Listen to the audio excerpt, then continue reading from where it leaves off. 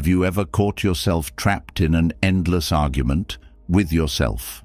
You replay that awkward conversation from last week, overanalyze a tiny mistake, or convince yourself that everything is about to fall apart.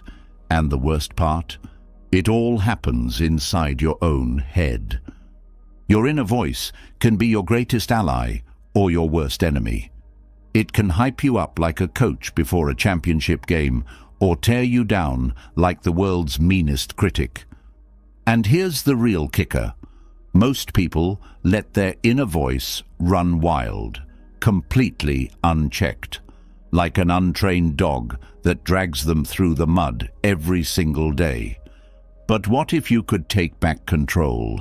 What if, instead of being a prisoner to your thoughts, you could turn your inner dialogue into a weapon for strength, confidence, and unshakable mental clarity?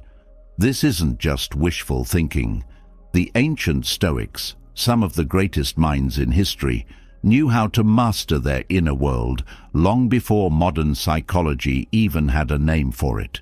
They understood something most people never realize. You don't have to believe everything you think. That little voice in your head, it's not always right. And if you don't learn to control it, it will control you. It will make you doubt yourself, second-guess your decisions, and steal your peace of mind. It will sabotage your confidence before you even step onto the battlefield of life. But here's the good news. You can rewire your mind, train your inner voice, and unlock a level of mental strength that 99% of people never reach. You can recognize when your inner voice is lying to you and learn how to stop it in its tracks. You can break free from the cycle of overthinking that keeps you up at night. You can transform your self-talk from an inner critic into an unstoppable source of motivation. And you can do all of this using powerful Stoic principles combined with modern techniques that are proven to work. By the time you're done with this video, you won't just understand how to silence negativity. You'll know how to use your mind as a fortress of strength, resilience, and clarity. Once you learn to master your inner voice, you'll never see yourself or the world the same way again. Before we dive into how to control your inner voice, you need to understand what it really is and why it has so much power over you. Most people go through life without ever questioning that voice in their head. It tells them who they are, what they can and can't do, and how they should feel about themselves and the world. And they listen. They accept every thought as truth, every fear as reality, and every criticism as a final verdict. But here's something most people never realize.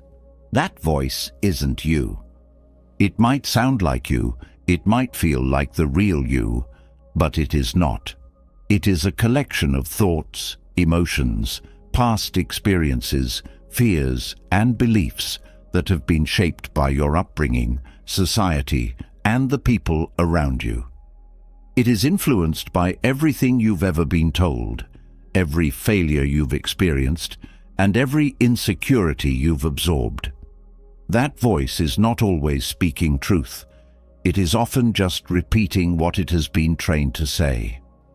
If you don't recognize this, you will live your entire life at its mercy, believing every self-doubt, every anxious thought, and every moment of fear as if they are facts.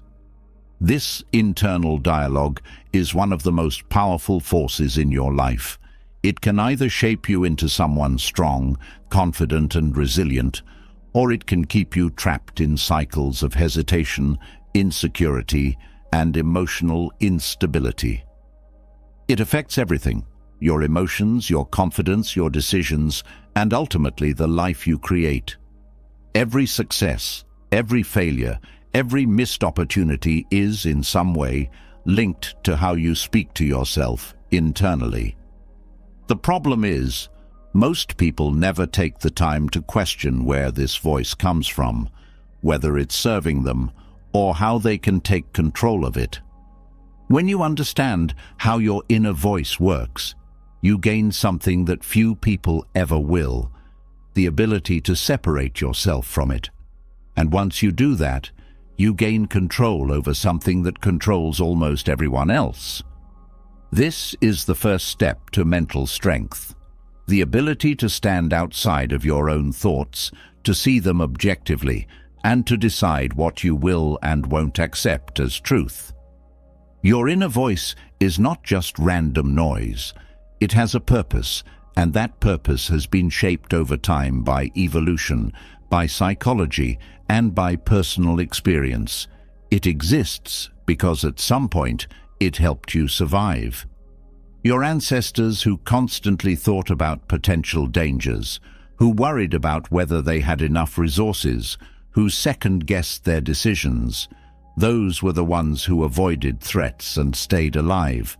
This internal dialogue was meant to keep you alert, cautious, and aware of potential risks. But what was once a survival mechanism can now become a prison. The same thought process that kept early humans safe from wild animals now keeps modern humans stuck in cycles of stress, anxiety, and self-doubt. The mind is wired to focus more on danger than on success, more on what could go wrong than on what could go right. This is called negativity bias, and it's one of the main reasons people struggle with their inner voice. It's easier for the brain to replay failures than successes, to predict disasters rather than visualize triumphs. Your mind believes it's keeping you safe by constantly pointing out your weaknesses, reminding you of past mistakes, and warning you against anything uncertain. But instead of protecting you, it is often keeping you small. This is why many people feel stuck in life. Their thoughts hold them back before they even take action. The fear of embarrassment stops them from speaking up.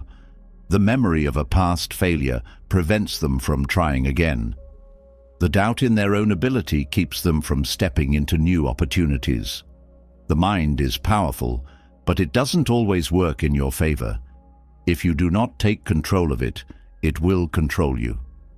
The inner voice is not just about self-talk. It is the filter through which you experience life. Two people can face the same challenge, but their internal dialogue will determine how they respond. One person might say, "I've failed before, so I'll probably fail again," while the other says, "I've failed before, but I learned, so now I can do better." The event is the same. The experience is the same. The only difference is the conversation happening inside their head. One leads to hesitation, the other to resilience. This internal dialogue does not just influence emotions, it shapes confidence. The way you speak to yourself determines whether you build belief in yourself or destroy it. Confidence is not something people are born with. It's built, one thought at a time. Every time you tell yourself you are capable, that you can handle difficulty, that you are strong, you are reinforcing an identity of resilience. Every time you tell yourself you're not good enough, that you always mess up, that you never succeed, you're reinforcing an identity of failure. Over time, these thoughts turn into patterns, and those patterns turn into self-perception. Your self-image is not based on reality. It is based on repetition. If you tell yourself the same thing over and over, it will become your truth. A person who constantly repeats that they are bad at speaking in public will believe it, even if they have never actually tried. A person who constantly tells themselves they are socially awkward will act that way, even if no one else sees them that way. The more you say something to yourself, the more your brain will accept it as reality. This is why your inner voice is the foundation of all decision-making. The choices you make are a direct reflection of what you believe about yourself. If you think you are capable, you will take action. If you think you are unworthy, you will hesitate. The difference between people who take bold action and those who stay stuck in the same patterns is not intelligence, talent, or opportunity. It is the voice they listen to. The good news is that your inner voice is not fixed. It is not a permanent script that you are forced to follow for life. It can be changed. The way you speak to yourself can be reprogrammed, and the moment you realize this, you step into power that most people will never access. You have the ability to challenge your own thoughts, to question the narratives that hold you back, and to rewrite the way you communicate with yourself. You are not at the mercy of your emotions or your past experiences. You're not stuck with the same negative patterns forever. You can learn to recognize when your inner voice is working against you, and you can change it. This is the foundation of mental strength. It is not about suppressing emotions or pretending to be positive all the time. It is about understanding how your mind works so that you can take control of it, rather than letting it control you. It is about developing the ability to step back from your thoughts, to see them for what they are, just thoughts, not reality, and to choose which ones you accept. The Stoics understood this better than anyone. They knew that true power was not in controlling the outside world, but in mastering the inner world. They trained themselves to separate from their emotions, to view challenges with objectivity, and to speak to themselves in a way that built resilience rather than weakness. They did not allow fear to dictate their actions, nor did they allow negative thoughts to shape their reality. They saw their inner voice as a tool to be sharpened, not a dictator to be obeyed. And this is what you're going to learn. You're going to learn how to take control of your inner voice, how to rewire your thoughts, how to break free from patterns of self-doubt, and how to turn your mind into your greatest source of strength. You are going to learn how to use the same principles that have been practiced by some of the strongest minds in history, so that instead of being controlled by your thoughts, you become the one in control. The moment you realize that your inner voice is not an absolute truth, but a narrative shaped by past experiences, emotions, and conditioning, everything changes. Understanding that you have the power to challenge, refine, and even rewrite that voice is the first step. But knowing that your thoughts are not always facts is not enough. You also need to recognize when your inner voice is helping you and when it is harming you. Not all internal dialogue is bad. In fact, self-talk can be one of the most powerful tools for resilience, confidence, and clarity. It can push you forward in moments of doubt, help you regulate emotions under stress, and sharpen your decision-making in high-pressure situations. But there is a fine line between self-talk that strengthens you and internal chatter that weakens you. The challenge is in recognizing the difference before your thoughts spiral out of control. Self-talk is intentional. It is a dialogue with yourself that has a purpose, whether it is to motivate, reflect, or problem solve. It is structured, rational, and often solution-oriented. People who use self-talk effectively know how to regulate their emotions by speaking to themselves with clarity and discipline. When something goes wrong, instead of collapsing into emotional turmoil, they engage in self-talk that helps them process the situation, analyze solutions, and move forward. Chatter, on the other hand, is chaotic. It is the endless loop of thoughts that do not lead to resolution, but instead amplify stress, doubt, and hesitation. It is when the mind replays a mistake over and over, dissecting every detail as if that will change the past. It is when thoughts jump from one worry to another with no end, creating unnecessary mental noise. Chatter is what keeps people awake at night, consumed by hypothetical scenarios and worst-case outcomes. Unlike self-talk, which has direction and intention, chatter is an uncontrolled storm of thoughts that offer no clarity, only confusion. The difference between the two is not just about content, but about control. Self-talk is a conversation you lead, while chatter is a conversation that controls you. One helps you process emotions, the other intensifies them. One creates solutions, the other creates problems that do not even exist. When people fail to recognize this difference, they become trapped in their own thoughts, mistaking overanalysis for reflection and rumination for problem-solving. Chatter often disguises itself as productive thinking, but it is nothing more than mental noise that drains energy. A person may believe that replaying a conversation repeatedly will help them gain insight, but in reality, it only deepens frustration.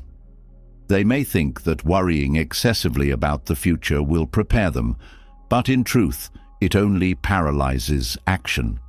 The more one indulges in chatter, the more overwhelming life feels. Thoughts become tangled, making even simple decisions exhausting. One of the greatest dangers of chatter is that it creates emotional amplification. When negative thoughts are left unchecked, they intensify emotions. A single moment of embarrassment can turn into days of shame. A small setback can feel like a complete failure. A minor conflict can be exaggerated into a catastrophe. The more the mind fixates on a thought, the stronger the emotional response becomes. What starts as a simple concern escalates into anxiety, frustration, or even hopelessness. Self-talk, in contrast, is about regulation. It does not suppress emotions, but allows them to be processed in a way that maintains perspective. When something negative happens, self-talk acknowledges it, but does not let it spiral into unnecessary suffering. Instead of fueling emotional reactions, it works to calm them. Rather than letting fear dictate actions, it challenges fear with rational thought. When emotions start to cloud judgment, self-talk steps in as an internal guide, bringing clarity back into focus. Understanding this difference is not just about improving mental well-being, but about gaining mastery over thought patterns. Those who develop strong self-talk habits create mental environments where resilience thrives, while those who let chatter dominate their minds become prisoners of their own anxieties. The ability to shift from chatter to self-talk is what separates those who feel overwhelmed from those who remain composed under pressure. The key to controlling this shift is awareness. Most people are so used to their internal dialogue that they do not even question whether it is constructive or destructive. They assume that thinking is always helpful, without realizing that not all thoughts serve a purpose. By developing the ability to observe thoughts rather than automatically engaging with them, it becomes easier to recognize when the mind is spiraling into unproductive chatter. A crucial distinction between the two is the way they handle uncertainty. Self-talk is grounded in the present, addressing problems with a practical mindset. Chatter, however, thrives on speculation. It constantly asks, "What if?" in ways that do not lead to solutions, but rather to endless anxiety. When the mind becomes consumed with scenarios that have not even happened, stress is created out of thin air. The future becomes a source of fear rather than possibility. Another defining characteristic of chatter is its tendency to repeat. Unlike self-talk, which moves forward, chatter loops in circles. The same thoughts replay endlessly, never arriving at new conclusions. This is why chatter is so exhausting. It drains mental energy without providing any resolution. Self-talk, on the other hand, has momentum. It processes emotions and moves toward action rather than keeping the mind stuck in over-analysis. One of the most effective ways to shift from chatter to self-talk is through externalization. Thoughts become overwhelming when they stay locked inside the mind, but putting them into words, whether through speaking or writing, helps create distance. A problem that seems impossible to solve mentally often becomes clearer when articulated. This is why structured reflection, whether through journaling or intentional conversation, is a powerful tool for mental clarity. When thoughts remain unspoken, they multiply without order, but when they are expressed, they can be examined with logic rather than emotion. Another powerful method is reframing.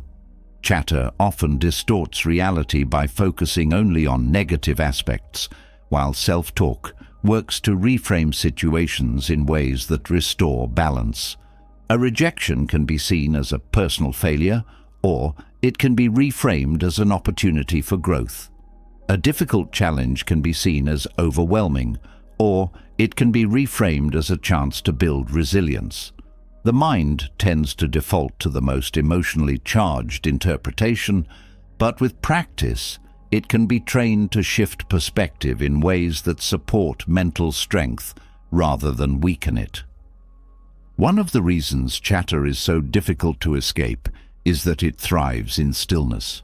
When the mind is unoccupied, it fills the silence with mental noise. This is why overthinking is most common during idle moments, late at night, during long commutes, or in moments of solitude. One of the simplest yet most effective strategies to counteract this is movement. Physical activity interrupts looping thoughts by engaging the body and shifting focus. Even something as simple as a walk can break the cycle of mental repetition, giving thoughts the space to settle rather than spiral. The influence of the external environment on internal dialogue cannot be ignored. Surroundings shape thoughts, whether consciously or unconsciously. When the environment is filled with negativity, whether through toxic relationships, excessive media consumption, or constant stress, the mind absorbs that energy. Chatter thrives in environments of chaos, while self-talk is strengthened in environments of order. This is why it is crucial to be intentional about what is consumed mentally and emotionally. Just as a cluttered space creates distraction, a cluttered mental environment makes constructive self-talk difficult. Self-talk is a skill that can be developed. Like any discipline, it requires practice. The more conscious one becomes of internal dialogue, the easier it is to shift patterns from chatter to clarity. The key is not to eliminate all negative thoughts, but to prevent them from taking control. By recognizing when the mind is falling into destructive loops, it becomes possible to redirect focus toward thoughts that build confidence, resilience, and emotional stability. Understanding this difference is not just about mental clarity, but about taking back power. Those who master self-talk do not live at the mercy of their emotions. They do not allow doubt to paralyze them, nor do they let fear dictate their choices. They use their thoughts as tools for strength, not sources of suffering. They have trained themselves to respond to challenges with logic rather than panic, to setbacks with resilience rather than self-destruction, and to uncertainty with clarity rather than fear. Developing this ability is one of the most valuable mental skills a person can acquire.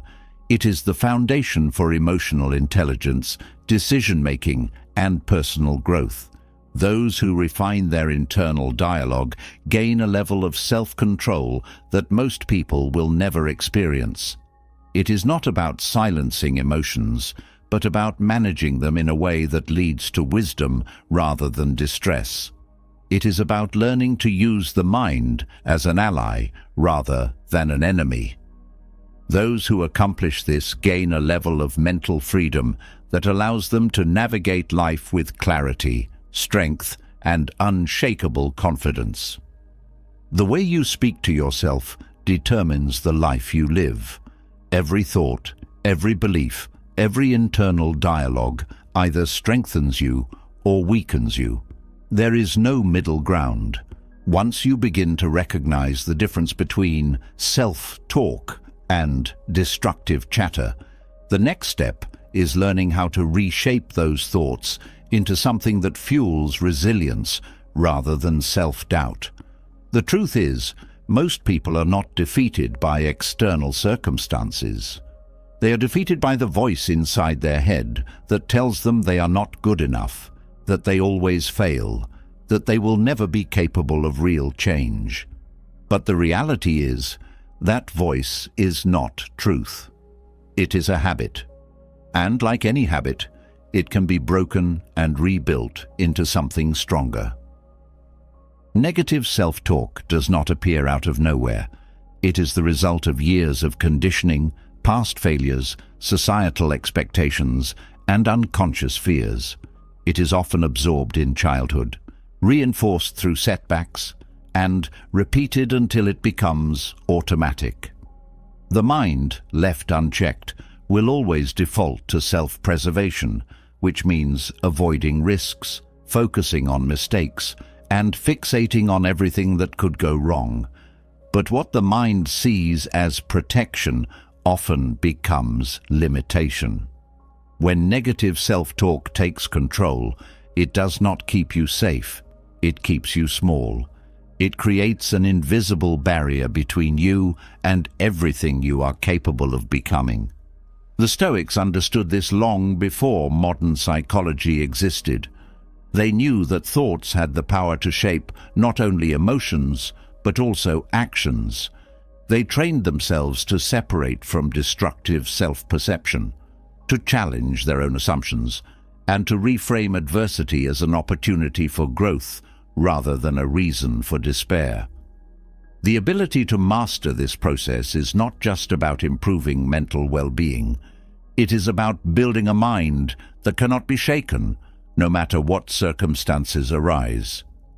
Reframing negative self-talk begins with awareness. Most people do not even realize how often they tear themselves down. The words they say to themselves become so ingrained that they feel like objective reality rather than personal interpretation. Statements like, "I am terrible at this," "I will always be this way," or "I can never succeed," are not facts. They are stories, and any story can be rewritten. The first step is to catch these patterns in real time. The moment a self-defeating thought arises, pause, look at it for what it is, a learned response, not an undeniable truth. Once awareness is developed, the next step is to challenge the validity of those thoughts. The Stoics had a practice of questioning their own assumptions, refusing to accept surface-level emotions as absolute. When a thought like "I'm not good enough" arises, they would examine it with logic. What evidence supports this claim? Is it true in every situation, or only in isolated moments? Has there ever been a time when the opposite was true? By forcing the mind to confront its own narratives, the emotional weight behind them begins to dissolve. A belief that goes unchallenged will always feel real. A belief that is questioned loses its power. Another essential part of reframing is shifting perspective. The way an event is interpreted determines its impact. A failure can be seen as a reflection of incompetence or as a lesson in resilience. A rejection can be seen as proof of worthlessness or as redirection towards something better. The event itself does not change, only the perception of it does. The Stoics mastered the ability to detach from immediate emotions and see the bigger picture. They understood that no single setback defines a person, no moment of weakness determines lifelong potential. and no temporary struggle has the power to break someone unless they allow it to. Language plays a crucial role in reframing self-talk. The words used internally shape identity and perception. A simple shift in phrasing can alter the entire emotional weight of a situation. Instead of saying, "I failed," shifting to "I am learning" changes the narrative from defeat to progress. Instead of "I am not good at this," replacing it with "I am improving every time I try," creates a mindset of growth rather than limitation. Words have power, and the way they are used internally will determine whether the mind becomes an ally or an enemy. The Stoics also emphasized emotional detachment from thoughts. They understood that not every internal reaction deserves attention. When negative self-talk arises, the goal is not to suppress it, but to step back from it. Observing a thought without attaching to it removes its influence. Instead of engaging with self-criticism, it can simply be acknowledged as noise. The mind generates countless thoughts every day. Most of them are meaningless. Learning to see them as passing clouds rather than absolute truths gives freedom from their control.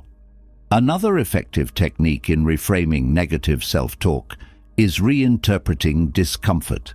The mind instinctively resists anything that feels difficult, associating discomfort with failure or inadequacy. But the Stoics saw difficulty as a sign of growth. Instead of viewing challenges as evidence of inability, they saw them as training. Struggle was not a reason to doubt oneself, but proof that progress was happening. Reframing negative thoughts about difficulty into thoughts of preparation builds resilience. Instead of "this is too hard for me," the mindset shifts to "this is making me stronger." Instead of "I am struggling," it becomes "I am developing."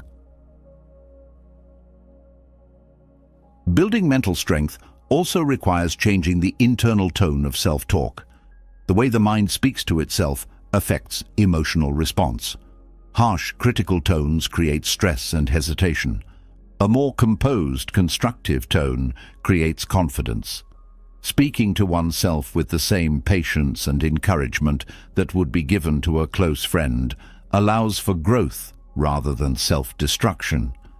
The Stoics practiced self-discipline in their words, both spoken and unspoken. They avoided unnecessary harshness, not out of weakness, but because they understood that negativity does not create strength. Composure does. Another strategy for reframing self-talk is focusing on present action rather than past mistakes. The mind often fixates on what went wrong, replaying past failures and using them as proof of inadequacy. But dwelling on the past does not change it. The Stoics believed in directing energy toward what can be controlled, and the only thing that can be controlled is the present moment. Instead of engaging in self-talk about what should have been done differently, the focus shifts to what can be done now. Regret and guilt lose their power when they are replaced with action. Developing mental strength through reframing is not about forced positivity. It is not about pretending everything is fine or ignoring difficulties. It is about training the mind to process events in a way that strengthens rather than weakens. It is about choosing interpretations that build resilience instead of narratives that fuel self-doubt. The ability to control thoughts is the ability to control emotions, and the ability to control emotions is the foundation of mental strength. One of the most important lessons in reframing self-talk is learning to embrace imperfection. The mind often demands unrealistic standards, punishing itself for any perceived weakness. But perfection does not exist, and the pursuit of it only leads to frustration. The Stoics accepted human limitations, not as failures, but as natural conditions. They did not engage in self-talk that demanded flawlessness. They engaged in self-talk that encouraged perseverance despite flaws. Recognizing that setbacks, mistakes, and doubts are part of growth allows for self-talk that is constructive rather than self-destructive. Reframing negative self-talk is an ongoing practice. It is not something that happens instantly, but something that is trained over time. Every moment of self-awareness, every shift in perspective, every conscious decision to change an internal narrative builds mental strength. With consistency, negative self-talk loses its grip. It no longer has the power to dictate emotions, limit actions, or define identity. The Stoics did not allow their thoughts to control them. They mastered the art of controlling their thoughts. Mastering self-talk is mastering the self.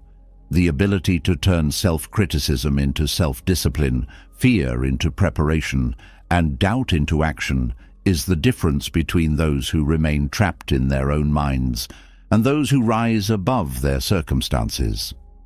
Every person has the ability to train their mind, to reshape their internal dialogue, and to build a mental state that cannot be broken. Those who commit to this process gain a level of control over their lives that most will never experience. And the ones who master it become unstoppable. Reframing negative self-talk is a powerful skill, but mastering the mind requires something even deeper: the ability to step outside of thoughts altogether. Thoughts come and go, but the problem is, most people don't see them for what they are. They get pulled into every fear, every doubt, every frustration, as if thoughts were absolute truths rather than passing mental events. The strongest minds are not those who eliminate negative thoughts, but those who know how to see them without being consumed by them. This is the essence of mental distancing. Most people are too close to their thoughts. They identify with every emotion as if it defines who they are. When anxiety arises, they say, "I am anxious," rather than, "Anxiety is present in my mind right now." When self-doubt appears, they believe it is a reflection of their capabilities rather than a temporary reaction. The inability to separate from thoughts is what creates suffering. It is not the thoughts themselves that cause distress, but the attachment to them. The more a person fuses with their thoughts, the more they are controlled by them. Mental distancing is the practice of stepping back and observing thoughts rather than engaging with them. It is the ability to recognize a thought without believing it, to acknowledge an emotion without being ruled by it. The Stoics understood this well. They knew that emotions and thoughts were natural, but they also knew that reacting to them blindly led to unnecessary pain. Instead of suppressing emotions or being overwhelmed by them, they practiced detachment. They trained themselves to see thoughts with the same neutrality as an outside observer. The key to mental distancing is understanding that thoughts are not instructions, they are merely suggestions. A thought saying, "I can't handle this," does not mean it is true. A thought saying, "This situation is unbearable," is not an objective fact. The problem is, most people never question their thoughts. They take them at face value, even when they are irrational. A mind that is left unchecked becomes a source of suffering. But a mind that's observed loses its power to dictate emotions. One of the most effective ways to practice mental distancing is through labeling thoughts.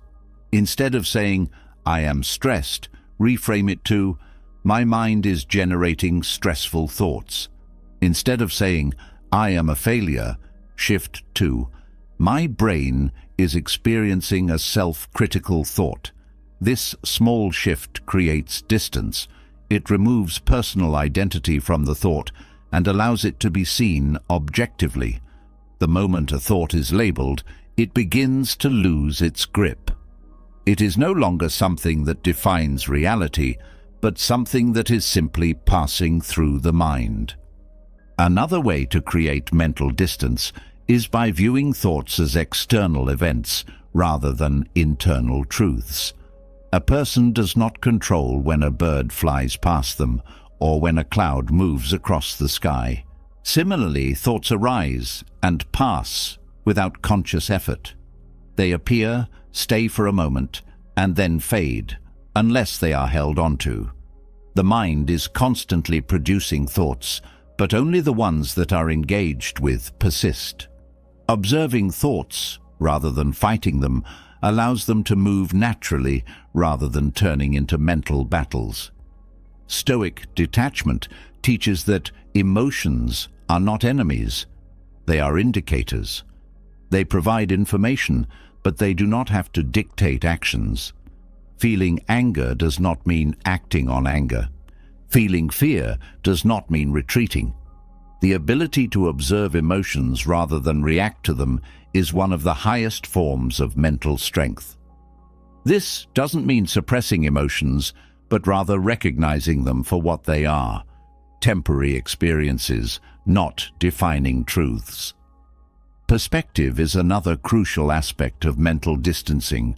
Many problems feel overwhelming simply because they are viewed from too narrow a lens. A difficulty that seems unbearable today may be insignificant in a year. A setback that feels devastating in the moment may later be seen as necessary for growth.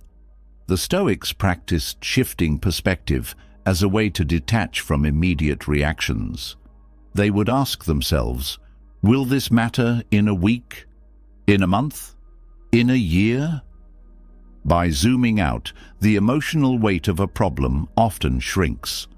Another technique used by the Stoics is third-person thinking. Instead of engaging with thoughts from a first-person perspective, shift to viewing them as an observer. Instead of saying, "I am struggling," reframe it to, "He, she is struggling." This creates immediate distance. It allows emotions to be examined without full immersion. Studies have shown that people who engage in third-person self-talk are better at regulating emotions, making decisions under stress, and maintaining composure in difficult situations. By treating thoughts as external rather than personal, they lose their power to overwhelm. Mental distancing is not about eliminating thoughts, but about reducing their control. A person who is too close to their emotions is constantly pulled in different directions. They react impulsively, get lost in mental loops, and struggle to see situations clearly. But a person who creates space between themselves and their thoughts gains clarity. They do not suppress emotions, nor do they let emotions dictate their actions. They become deliberate rather than reactive. A common misconception is that detachment means indifference. But true mental distancing does not lead to apathy. It leads to mastery. It allows for clearer thinking, better decision-making, and a stronger ability to handle adversity. When emotions do not dictate actions, choices become more intentional. When thoughts are not mistaken for reality, perspective remains intact. The Stoics did not eliminate emotions. They trained themselves to see emotions without being controlled by them. One of the biggest challenges in mental distancing is overcoming the mind's natural tendency to fixate. The brain is wired to hold on to negative experiences more than positive ones. This is why a single criticism can overshadow 100 compliments, why one failure feels more significant than multiple successes. But just because the brain fixates does not mean it must be followed. Awareness of this tendency allows for interruption. Instead of allowing one negative thought to spiral, it can be acknowledged and released. The thought itself is not the problem, the attachment to it is. Practicing mental distancing is like training a muscle. At first, thoughts will still feel personal, emotions will still feel overpowering, but over time, the ability to observe rather than react becomes stronger. A mind that was once easily shaken becomes stable. Frustration, doubt, and fear still arise, but they no longer dictate behavior. Detachment does not mean feeling less. It means responding with greater wisdom. Another key practice in mental distancing is recognizing the impermanence of emotions. No feeling lasts forever. Every emotion, no matter how intense, fades with time. Pain weakens. Fear dissolves. Anger subsides. The problem is not the presence of emotions, but the illusion that they are permanent. The Stoics understood that just as physical sensations pass, so do mental states. The ability to recognize the temporary nature of emotions prevents them from becoming overwhelming. The world around a person may be chaotic, but a mind that is disciplined in detachment remains steady. External events no longer dictate internal states. Challenges are approached with clarity rather than panic. Problems are solved with reason rather than reaction. Mental distancing creates a mind that cannot be easily disturbed. It allows for emotional control without suppression, strength without rigidity, and calmness without indifference. A person who masters mental distancing does not live at the mercy of their thoughts. They do not fear their emotions. They do not allow their minds to be hijacked by temporary discomforts. They move through life with an unshakable core, able to face difficulty without being consumed by it. While most people are controlled by their thoughts, those who practice detachment learn how to control their minds. The ability to see thoughts objectively is not just about reducing stress. It is about reclaiming power. A mind that is not ruled by impulse, fear, or negativity becomes a tool for strength rather than a source of suffering. When thoughts are seen for what they truly are, temporary, fleeting, and often irrational, they lose their ability to control emotions. Mental distancing is not about avoiding reality. It is about seeing reality with clarity. Those who develop this skill become unstoppable because they no longer mistake passing thoughts for unchangeable truths.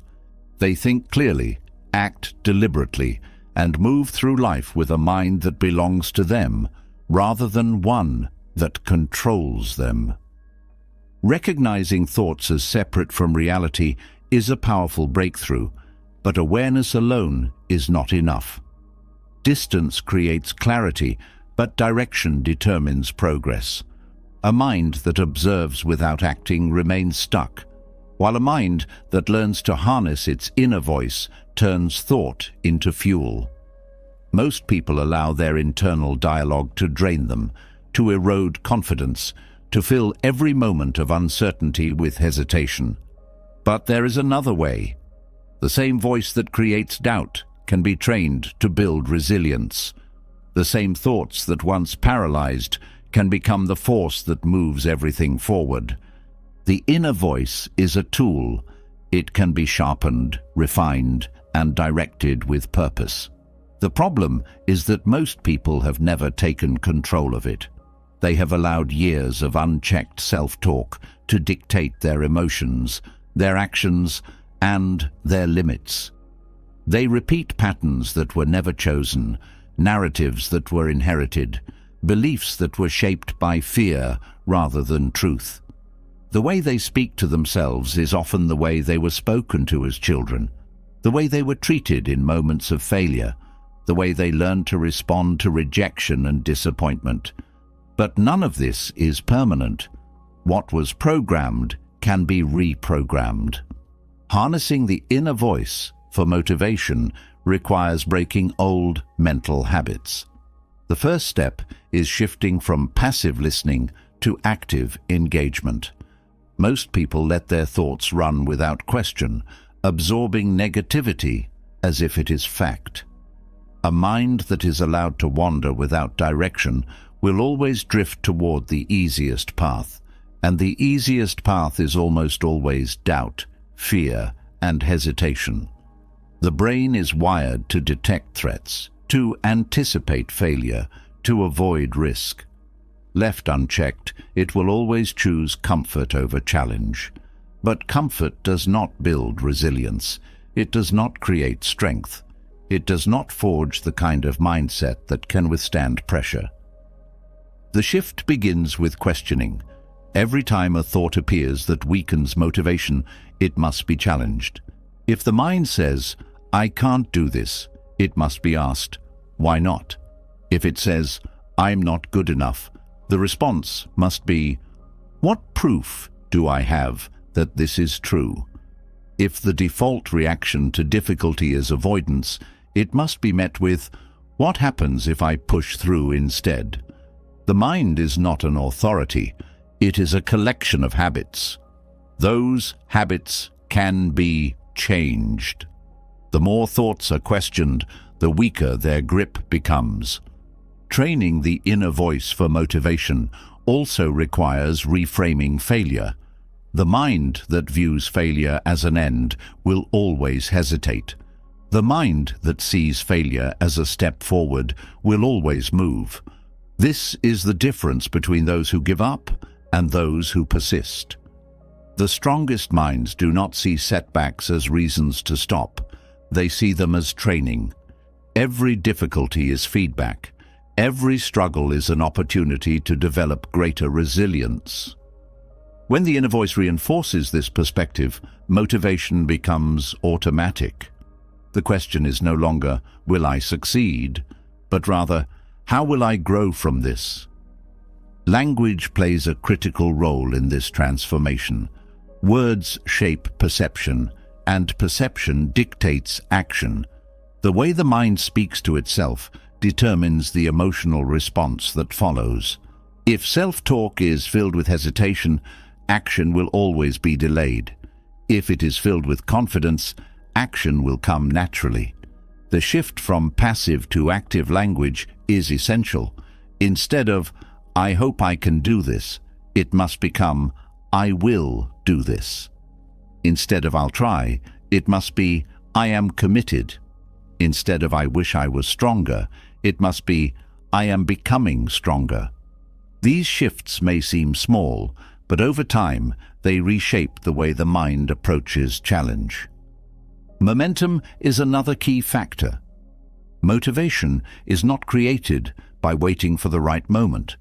It is built through movement. The mind that constantly hesitates reinforces doubt. The mind that takes immediate action reinforces confidence. Even the smallest step forward creates a psychological shift. It tells the brain, "I am capable." Every time a challenge is met rather than avoided, the inner voice strengthens. Every time effort is made, despite resistance, belief in one's own ability grows. A mind that is conditioned to take action does not need motivation. It becomes motivation.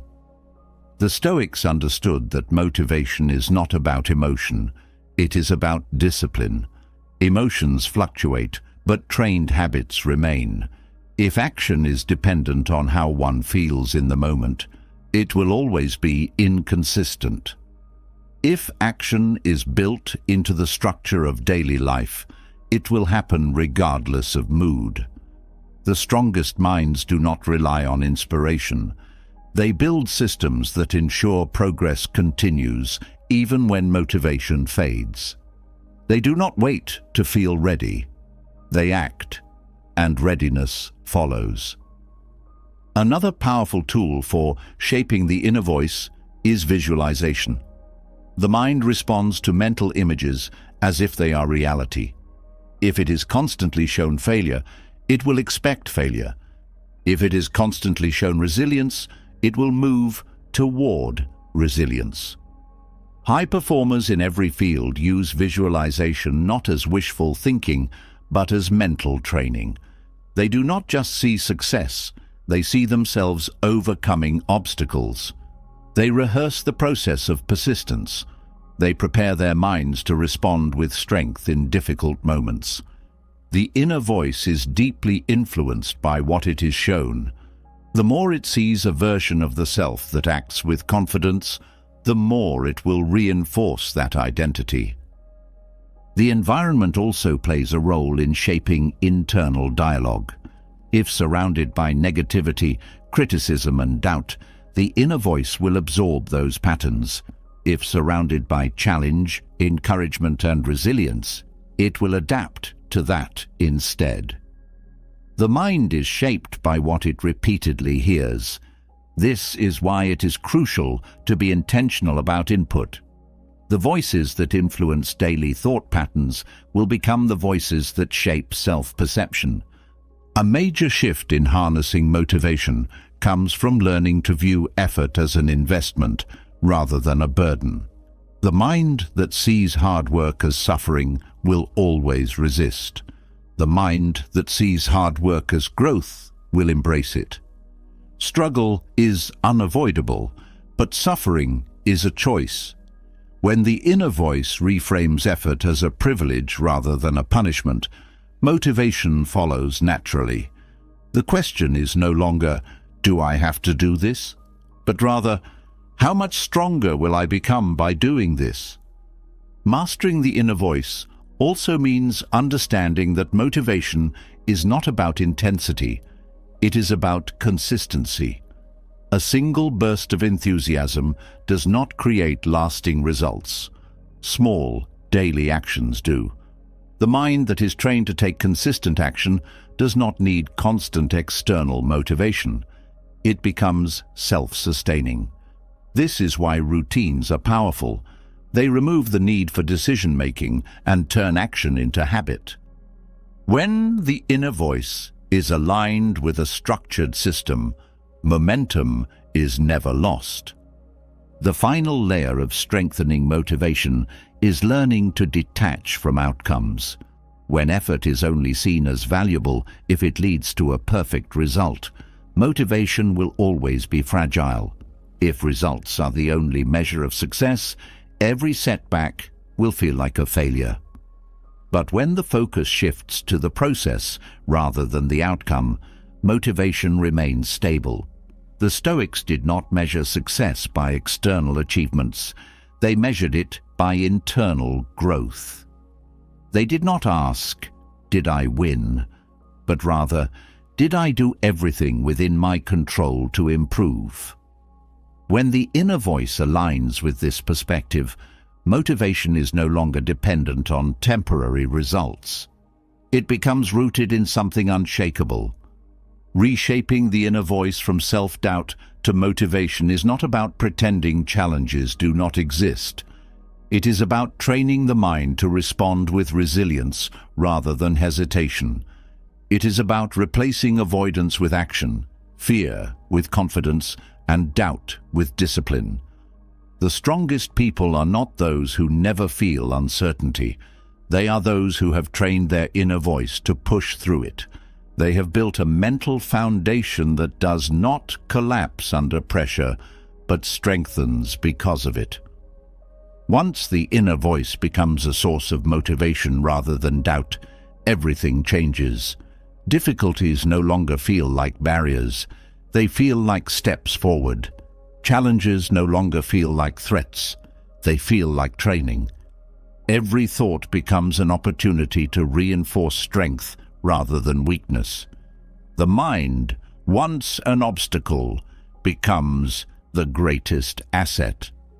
And the person who masters this transformation no longer waits for motivation.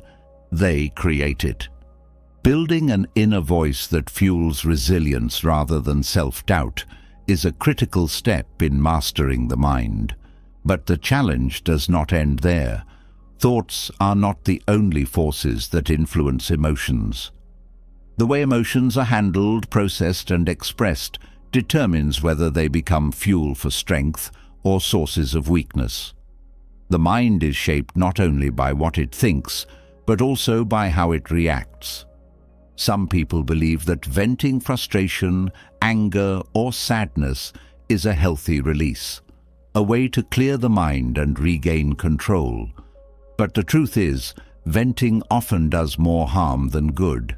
It reinforces the very emotions people seek to escape, making them feel stronger rather than weaker. The idea that releasing emotions through venting is beneficial is one of the biggest misconceptions in modern psychology. People assume that letting emotions out, whether through ranting to a friend, shouting in frustration, or repeatedly dwelling on problems, will help them move forward. But what actually happens is the opposite. The more an emotion is expressed outwardly, the more it is validated internally. Instead of releasing frustration, venting often amplifies it. Instead of calming the mind, it strengthens the emotional reaction. The more a person rants about an issue, the deeper they embed it into their reality. Neuroscience supports this. When emotions are expressed intensely, they trigger stronger neural connections in the brain, reinforcing patterns of thought and reaction. If anger is expressed frequently through venting, the brain strengthens the pathway for anger. If frustration is verbalized repeatedly, the mind becomes more conditioned to respond with frustration. Emotions are not expelled through venting, they are rehearsed.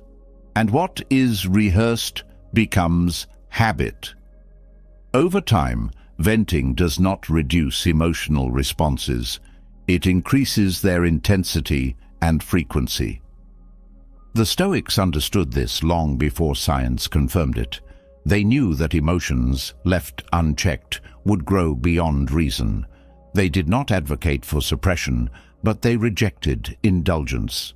The goal was never to ignore emotions, but to regulate them. Instead of venting, the Stoics practiced containment, redirection, and reflection. They did not see emotions as something to be thrown outward, but as something to be understood and reshaped. This is the key difference between those who are ruled by emotions and those who rule over them. Containment does not mean suppressing emotions or pretending they do not exist. It means recognizing that raw emotional expression is often unhelpful. Instead of reacting immediately, containment allows for space between stimulus and response. This space is where clarity is created. When an emotion arises, the first instinct is often to externalize it, to speak, to act, to vent. But pausing before reacting shifts control from emotion to reason. The strongest minds do not react impulsively. They wait, they assess, and they choose how to respond, rather than letting emotion dictate their actions. One of the most effective ways to process emotions without venting is through redirection. Energy is neither created nor destroyed. It is transferred.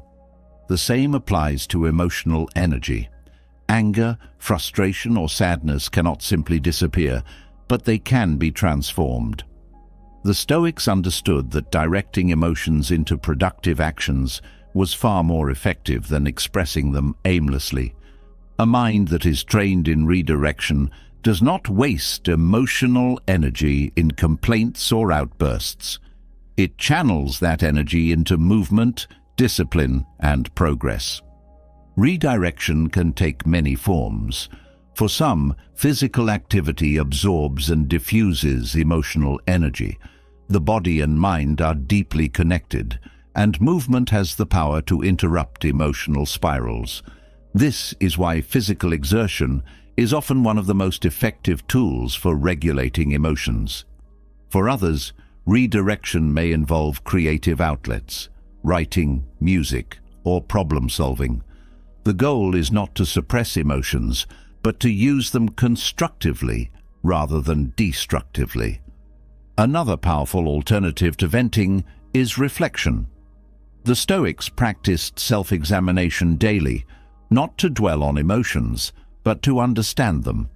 Journaling, structured thinking, and asking the right questions help process emotions, in a way that leads to clarity rather than emotional escalation.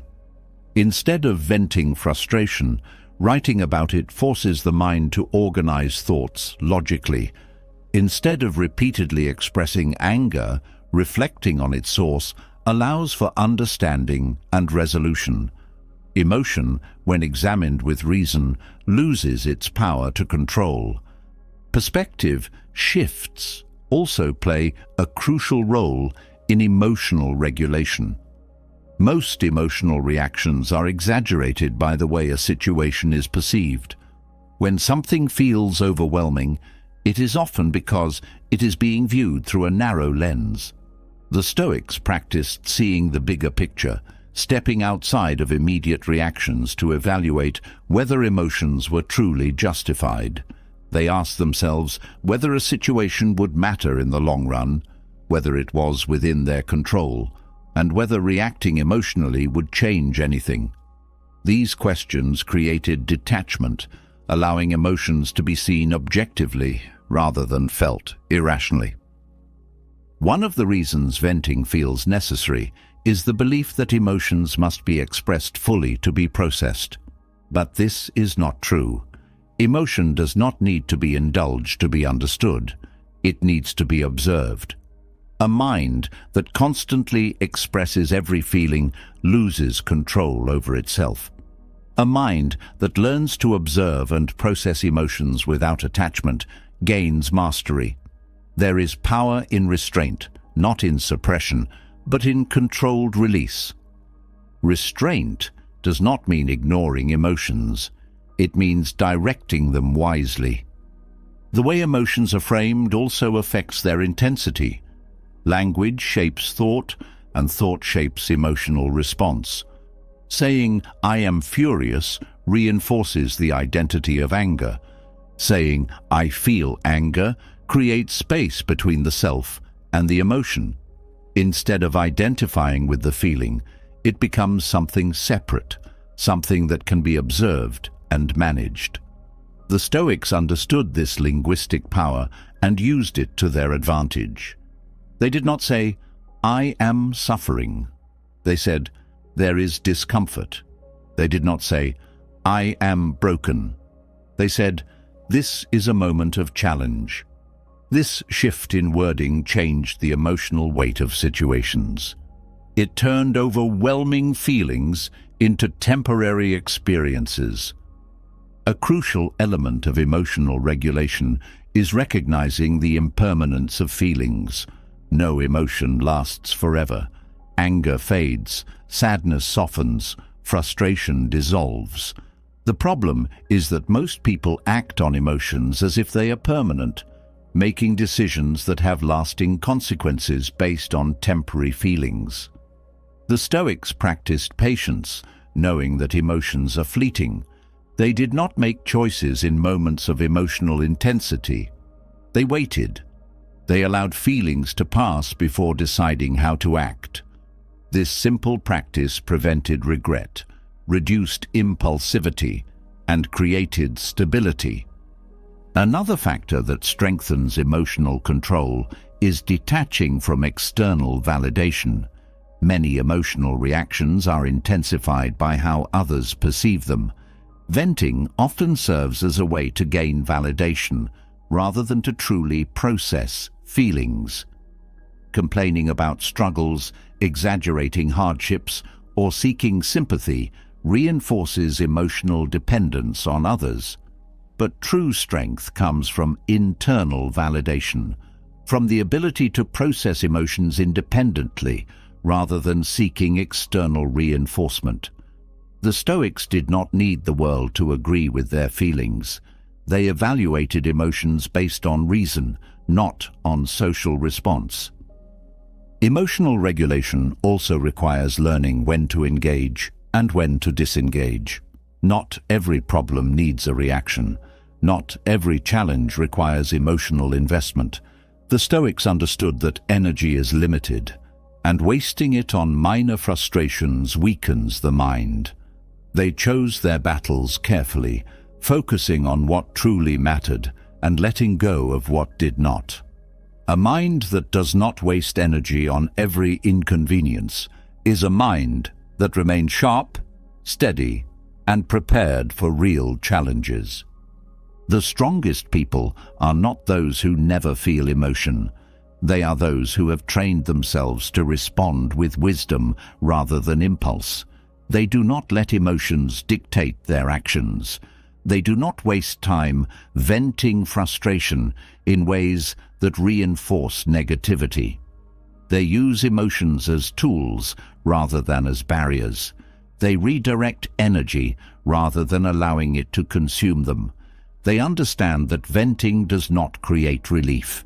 It creates dependency on external expression rather than internal mastery. Mastering emotional control is not about denying feelings, but about refusing to be ruled by them. It is about choosing which emotions deserve attention and which are simply distractions. It is about learning to hold back when necessary, to channel energy productively, and to process emotions without being consumed by them. The person who masters this skill gains something rare: a mind that cannot be shaken, a presence that remains composed under pressure, and a resilience that no external force can break. Those who train themselves in emotional regulation do not need venting as an escape. They do not depend on emotional release to find balance. They build balance from within. They develop the ability to process emotions in ways that strengthen them rather than weaken them. They move through life with clarity, composure, and control, unaffected by the emotional storms that shake others. This is not suppression. This is mastery. And the person who achieves it stands apart from the rest, not because they feel less, but because they control more. Mastering emotional regulation removes the need for venting, but true control over emotions requires something even deeper: the ability to shift perspective at will. Every reaction, every moment of distress, every feeling of overwhelm comes from one thing: perspective. The way an event is framed determines whether it is seen as a disaster or a challenge, a failure or a lesson, an obstacle or an opportunity. But most people remain trapped in a single perspective. They see their problems only from the narrow lens of the present moment, consumed by immediate emotions. They forget that perspective is fluid, that time itself provides clarity, and that shifting between past, present, and future thinking is one of the most powerful ways to regulate emotions and strengthen the mind. People who are emotionally reactive see life only through the present. They feel frustration and assume it will last forever. They face a setback and believe it defines them. They encounter difficulty and only see what is directly in front of them, blind to what came before and what will come after. This is why emotions feel overwhelming, because they are viewed as permanent rather than temporary. But those who learn to mentally step out of the present and shift their perspective between past experiences, present awareness, and future possibilities gain control over their thoughts, emotions, and actions. They do not get stuck in momentary hardships because they understand that nothing is fixed. The ability to mentally time travel is one of the most overlooked tools for emotional control. It allows problems to be seen with clarity rather than panic. It prevents emotional overreaction by placing events in their proper context. It creates detachment from immediate discomfort and reinforces long-term thinking. The Stoics practiced this constantly, training their minds to step outside of short-term emotions and evaluate problems from a broader perspective. They knew that what feels unbearable in the moment often becomes insignificant with time.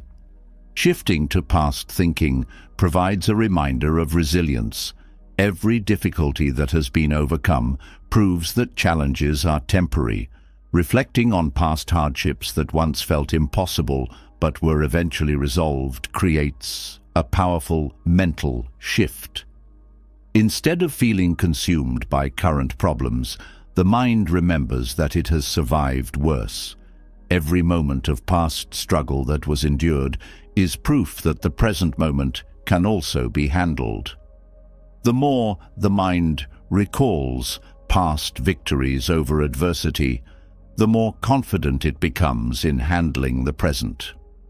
Looking to the past also reveals patterns.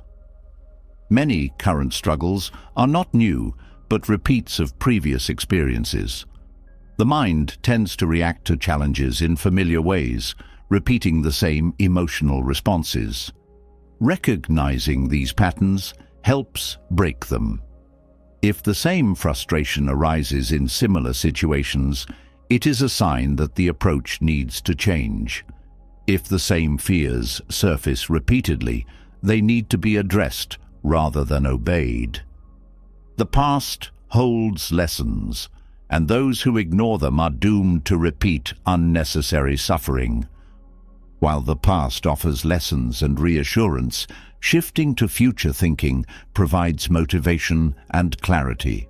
Many problems feel significant only because they are viewed in isolation, but placing them in the context of long-term goals changes their weight.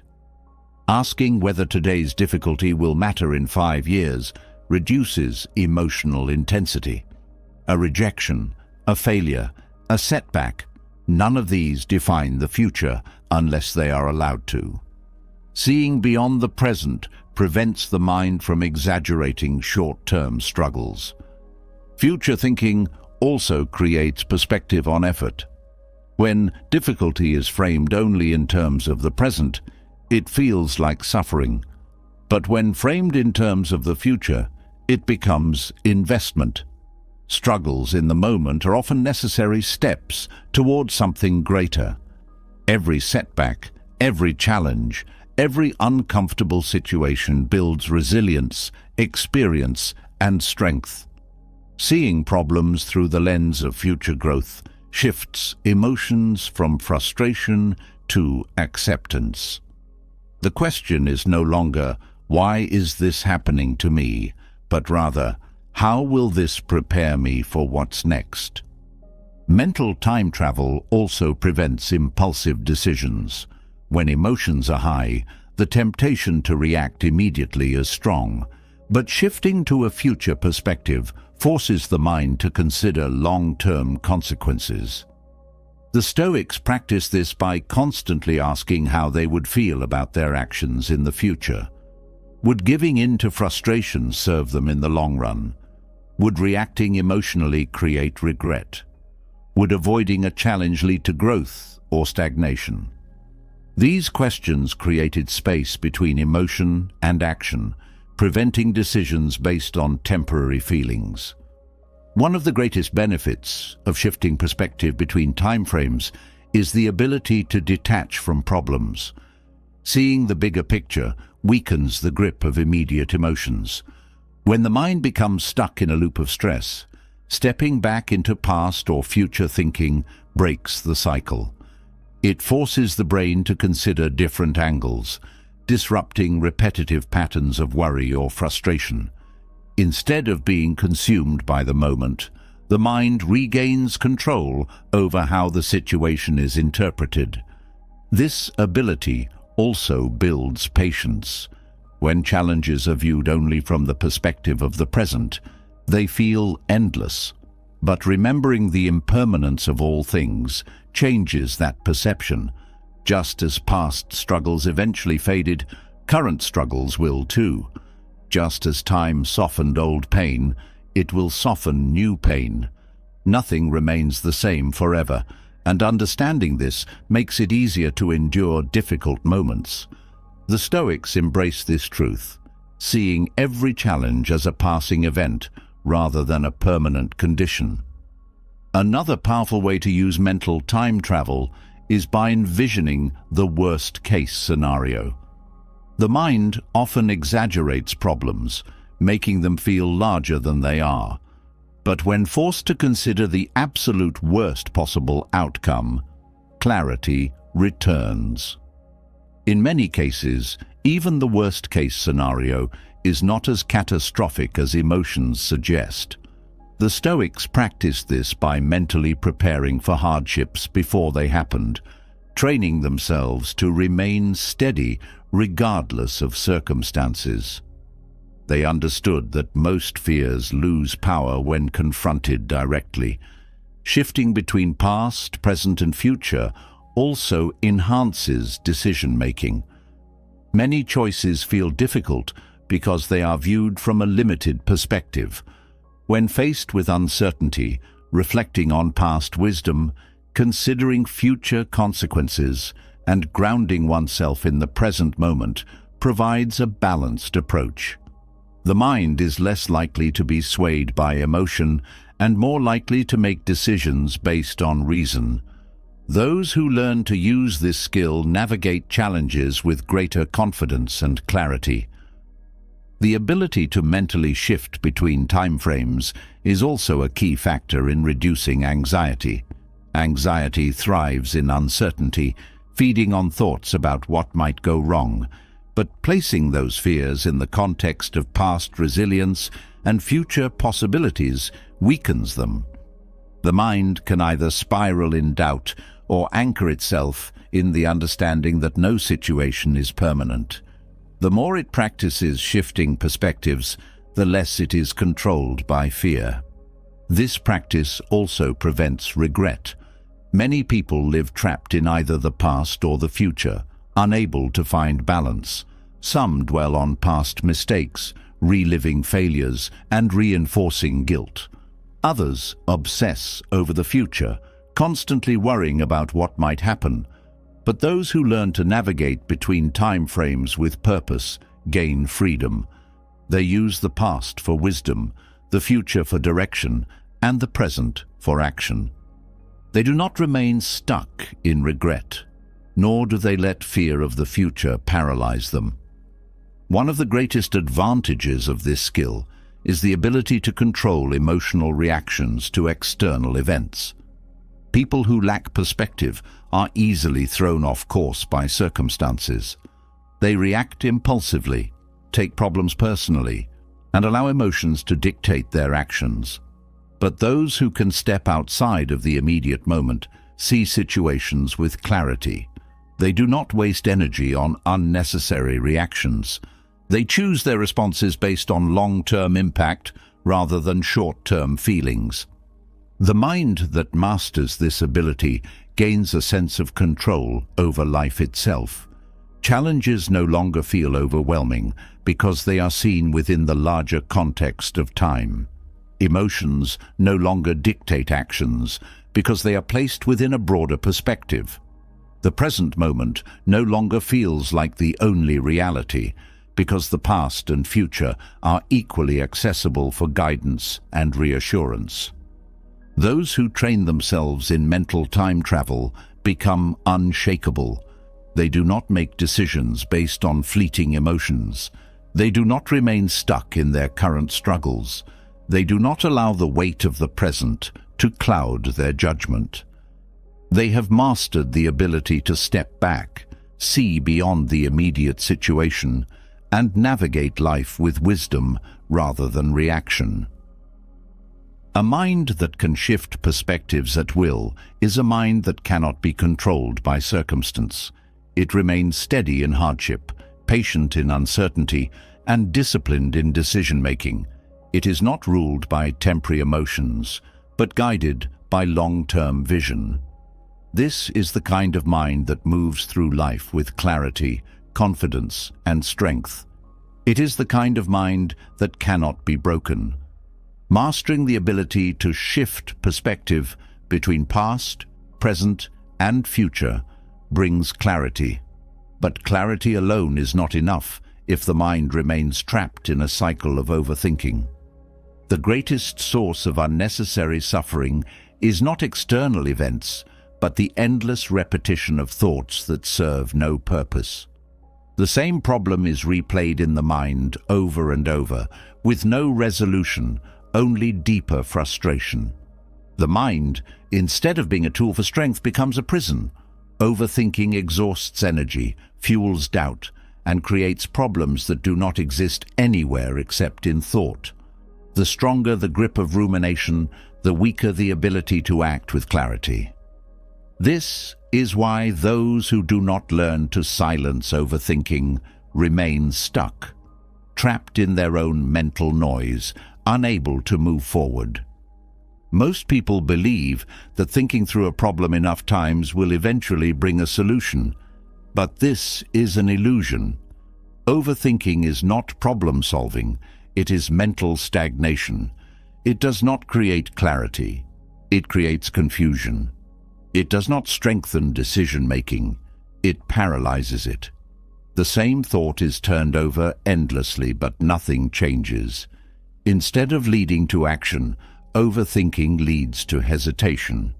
Instead of bringing understanding, it deepens self-doubt. A mind that does not know how to stop overanalyzing is a mind that wastes its own potential. The Stoics understood that overthinking was one of the greatest threats to peace of mind. They trained themselves to control thought rather than being controlled by it. They knew that thinking is only useful when it leads to clarity, action, or acceptance. Anything beyond that is wasted energy. The more a thought is repeated without resolution, the more power it gains. This is why intrusive thoughts feel overwhelming, because they are given attention they do not deserve. The key to breaking free from overthinking is learning to recognize which thoughts are useful and which are merely noise. The first step in silencing overthinking is identifying when it is happening. Most people do not realize when they are trapped in mental loops. They believe they are simply being thorough, that they are preparing, analyzing, or gaining insight. But the test is simple. If a thought has been repeated more than twice without leading to action or acceptance, it is no longer productive. If it has created more stress than clarity, it is not serving a purpose. The moment a thought becomes a cycle rather than a step forward, it must be disrupted. Breaking the cycle of overthinking begins with interrupting the pattern. The brain operates in loops. Thoughts reinforce emotions, and emotions reinforce thoughts. This is why a single moment of doubt can turn into hours of mental exhaustion. The longer a thought is entertained, the more difficult it becomes to escape. The Stoics used immediate disruption to break these cycles. They would force themselves to shift focus, to engage in physical movement, or to introduce new mental input. The goal was simple: do not allow the same thought to repeat unchecked. One of the most effective ways to disrupt overthinking is through decisive action. The mind overthinks when it hesitates. When a choice is postponed, the brain fills the gap with endless analysis. The solution is to train the mind to act before hesitation sets in. Small, immediate decisions weaken the grip of indecision. The faster an action is taken, the less opportunity the mind has to spiral into unnecessary thought. A person who consistently chooses action over hesitation does not become trapped in rumination. They develop a habit of movement rather than paralysis. Another powerful technique for stopping overthinking is externalization. Thoughts gain power when they remain internal. When left in the mind, they multiply without structure, becoming overwhelming. But when a thought is written down, spoken aloud, or reframed in a structured way, it loses intensity. The Stoics practiced journaling not to dwell on thoughts, but to free themselves from them. A problem that seems impossible in the mind often becomes clear when it is put into words. Externalizing thoughts forces the brain to organize them rather than repeat them. The mind overthinks when it fears uncertainty. It tries to predict every outcome, control every possibility, and prepare for every scenario. But the more it tries to control, the more anxious it becomes. The Stoics rejected this need for certainty. They embraced the unknown, training themselves to accept that not everything could be planned, predicted, or prevented. They knew that the only true control was over their own response, not external events. A mind that learns to let go of the need for certainty is a mind that no longer fuels overthinking. One of the most effective Stoic practices for silencing overthinking is reframing problems in terms of control. Every situation can be divided into two categories: what is within control and what is not. Overthinking often focuses on the uncontrollable, what others think, what might happen, what has already occurred. But none of these can be changed through thought alone.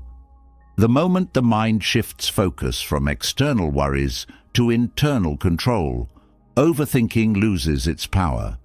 The question is no longer, what if, but what can I do now?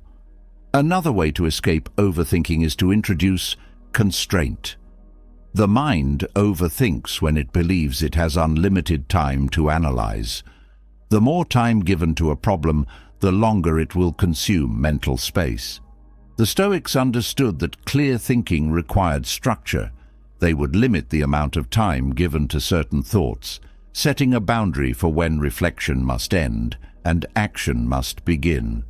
A decision made within a time constraint is often just as effective as one made after hours of unnecessary analysis. Physical movement is also a powerful way to disrupt overthinking. The mind and body are deeply connected, and physical activity shifts focus away from mental loops. The Stoics valued movement as a way to clear the mind, whether through walking, training, or engaging in simple physical tasks. The brain finds it difficult to remain stuck in repetitive thought when the body is actively engaged. This is why many people find clarity during exercise or movement. The mind is forced to break out of its cycle and return to the present. Another critical shift in stopping overthinking is learning to tolerate discomfort. Many people overthink because they try to escape negative emotions. They analyze situations repeatedly in an attempt to avoid pain, disappointment, or failure. But the Stoics accepted discomfort as part of life. They did not waste energy trying to avoid every difficulty. They faced it directly, allowing themselves to feel discomfort without letting it consume them. A mind that stops resisting discomfort stops overthinking. The way thoughts are framed also determines their power. Overthinking thrives on exaggeration. A small problem is made to feel massive. A temporary setback is treated as permanent. The Stoics countered this by using logic to shrink problems down to their actual size. They would ask themselves whether a thought was an exaggeration, whether it truly mattered, and whether it would still seem important in the future. This simple shift in perspective prevented small worries from growing into mental burdens. Training the mind to be decisive also weakens overthinking.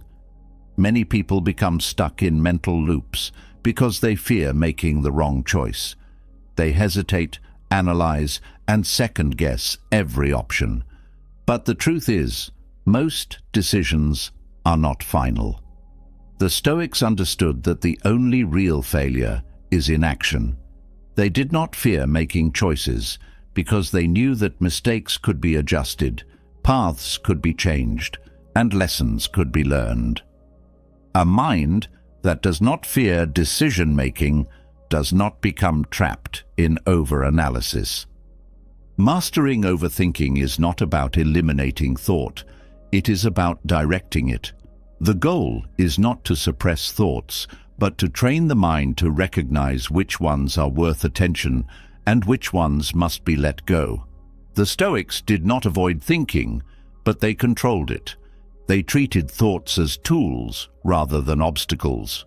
They knew that a thought that does not lead to action, understanding, or peace is a thought that must be released.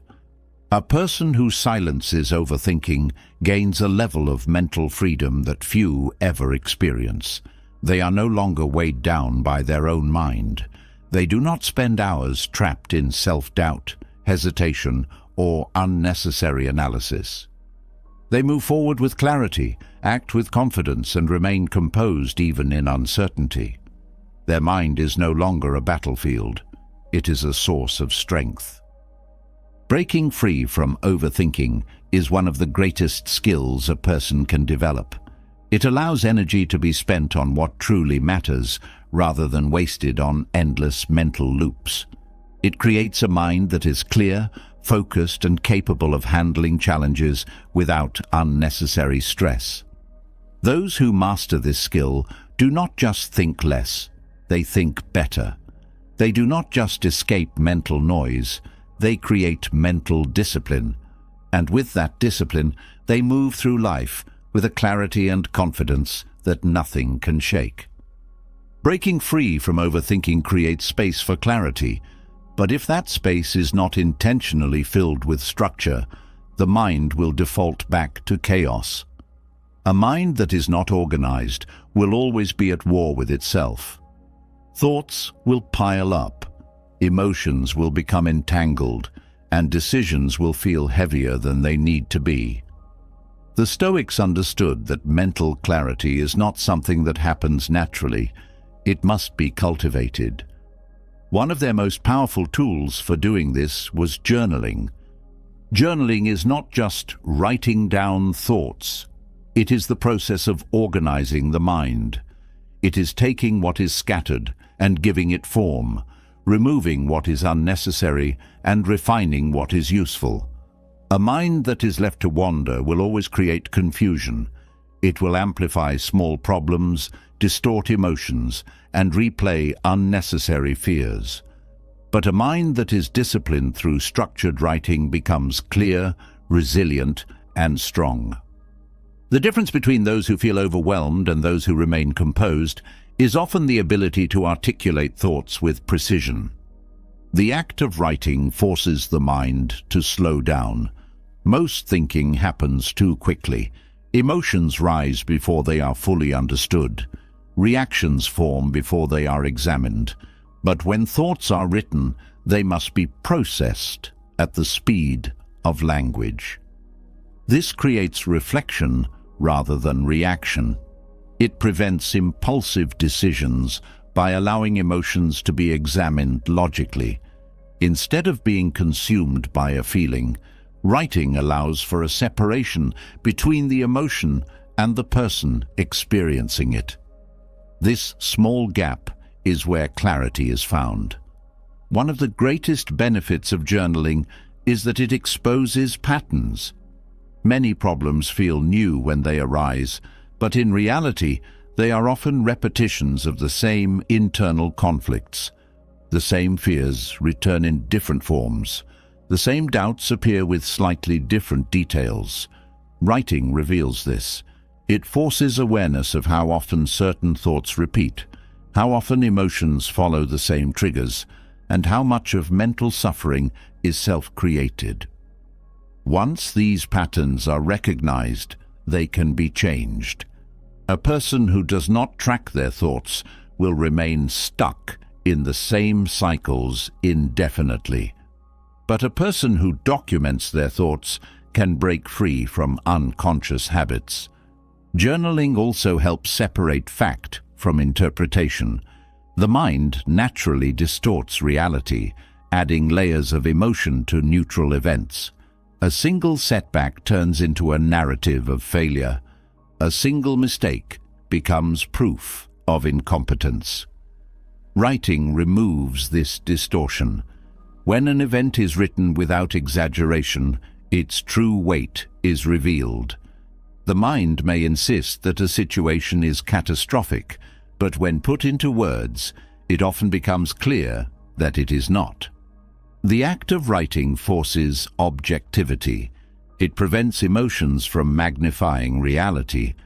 The Stoics used journaling not just for clarity, but for strengthening their values. They documented what they wanted to live by, what principles they refused to compromise, and what lessons they needed to remember. A person who writes down their values reinforces them daily. They are less likely to be swayed by external pressures, less likely to forget what truly matters.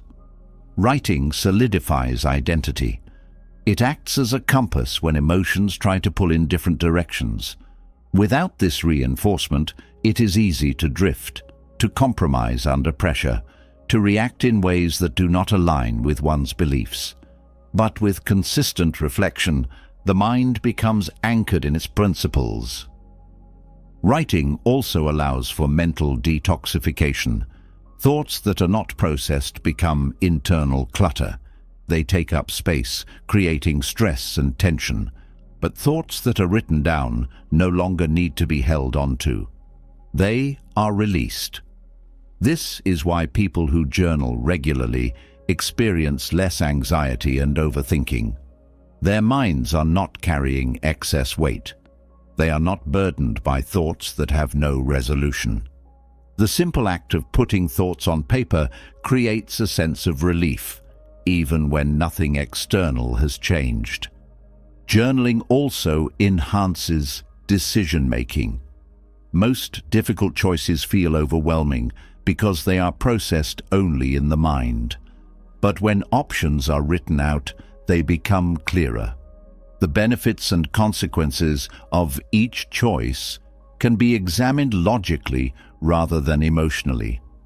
Writing removes impulsivity from decision-making. It forces rational analysis. The Stoics practiced this deliberately, asking themselves whether their choices aligned with their values, whether they were based on reason or emotion, and whether they were within their control. This process eliminated unnecessary stress, allowing them to act with conviction rather than doubt. Another benefit of structured writing is its ability to reframe experiences.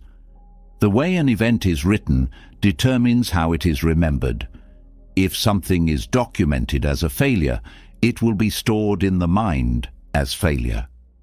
If it is written as a lesson, it will be stored as growth. The Stoics used journaling as a way to control memory.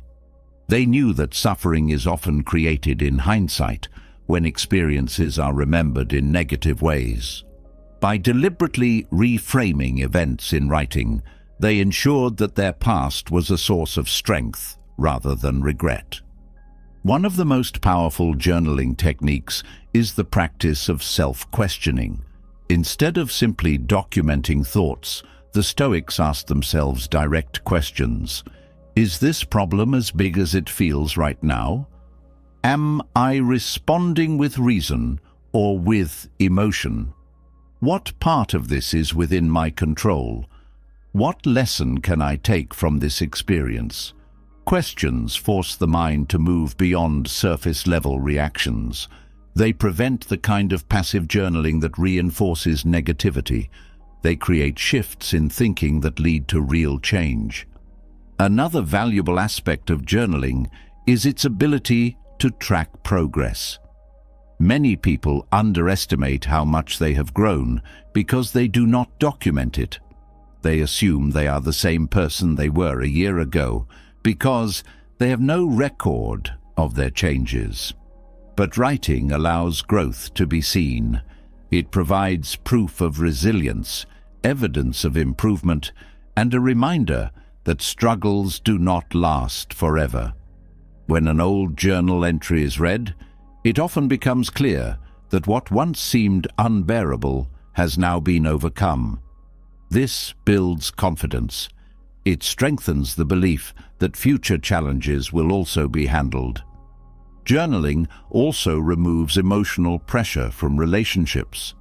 Many people rely on venting to others as their primary form of emotional processing, but this creates dependence on external validation. Writing allows emotions to be processed independently. Instead of needing someone else to listen, thoughts can be worked through alone. This creates emotional self-sufficiency. It prevents unnecessary conflicts caused by venting emotions impulsively. A person who journals does not need constant reassurance from others because they have trained themselves to handle emotions internally.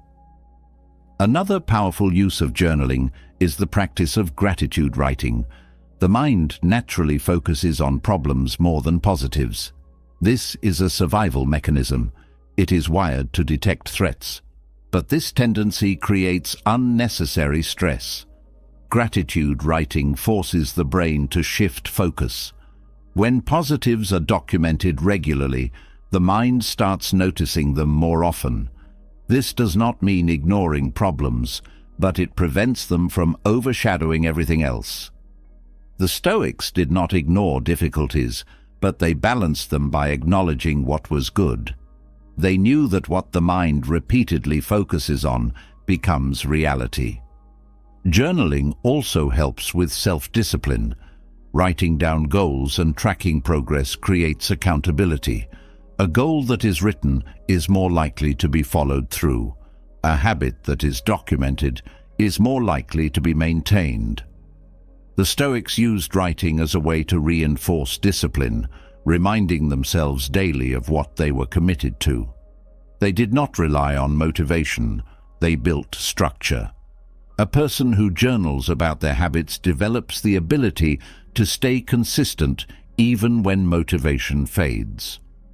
Another key benefit of structured writing is the ability to detach from emotions. When feelings remain internal, they feel like absolute truth.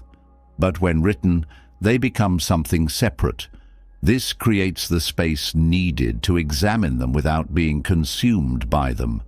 Writing down anger makes it easier to question. Documenting fear makes it easier to challenge. The Stoics used journaling as a way to prevent emotions from taking over their judgment. They knew that the moment an emotion is written, it loses some of its power. The practice of journaling does not require elaborate writing. It does not need to be poetic or artistic. It only needs to be consistent. The simple act of organizing thoughts creates mental clarity. Writing doesn't have to solve problems, it only needs to bring awareness. The more structured the mind becomes through writing, the stronger it becomes in handling life's challenges. Those who train themselves in this practice gain something invaluable. They develop a mind that is not easily shaken. They do not carry unnecessary mental weight. They do not remain stuck in cycles of thought that go nowhere. They do not allow emotions to dictate their actions. They move through life with greater clarity, stability, and confidence. A person who journals consistently is a person who takes control of their own mind. They do not allow thoughts to remain chaotic. They do not let emotions control their perspective. They build discipline in thinking, strength in resilience, and confidence in decision-making. Their mind is not a battlefield. It is a place of clarity. And that clarity is what separates those who react impulsively from those who move with intention. Organizing thoughts through structured writing brings clarity, but clarity alone does not guarantee emotional stability. The mind is deeply influenced by external factors, and one of the most powerful, yet often overlooked tools for emotional regulation is sound. While the Stoics emphasized internal control, they also understood that the environment plays a role in shaping mental states. Among the many external influences on the mind, music stands as one of the most potent. It has the ability to shift mood, enhance focus, and regulate emotions without requiring conscious effort. The difference between a mind that is easily swayed by emotions and a mind that remains steady often comes down to the ability to manage sensory input. Music is not just entertainment, it is a form of psychological conditioning. The brain responds to sound on a primal level, triggering chemical reactions that influence emotion, attention, and even decision-making.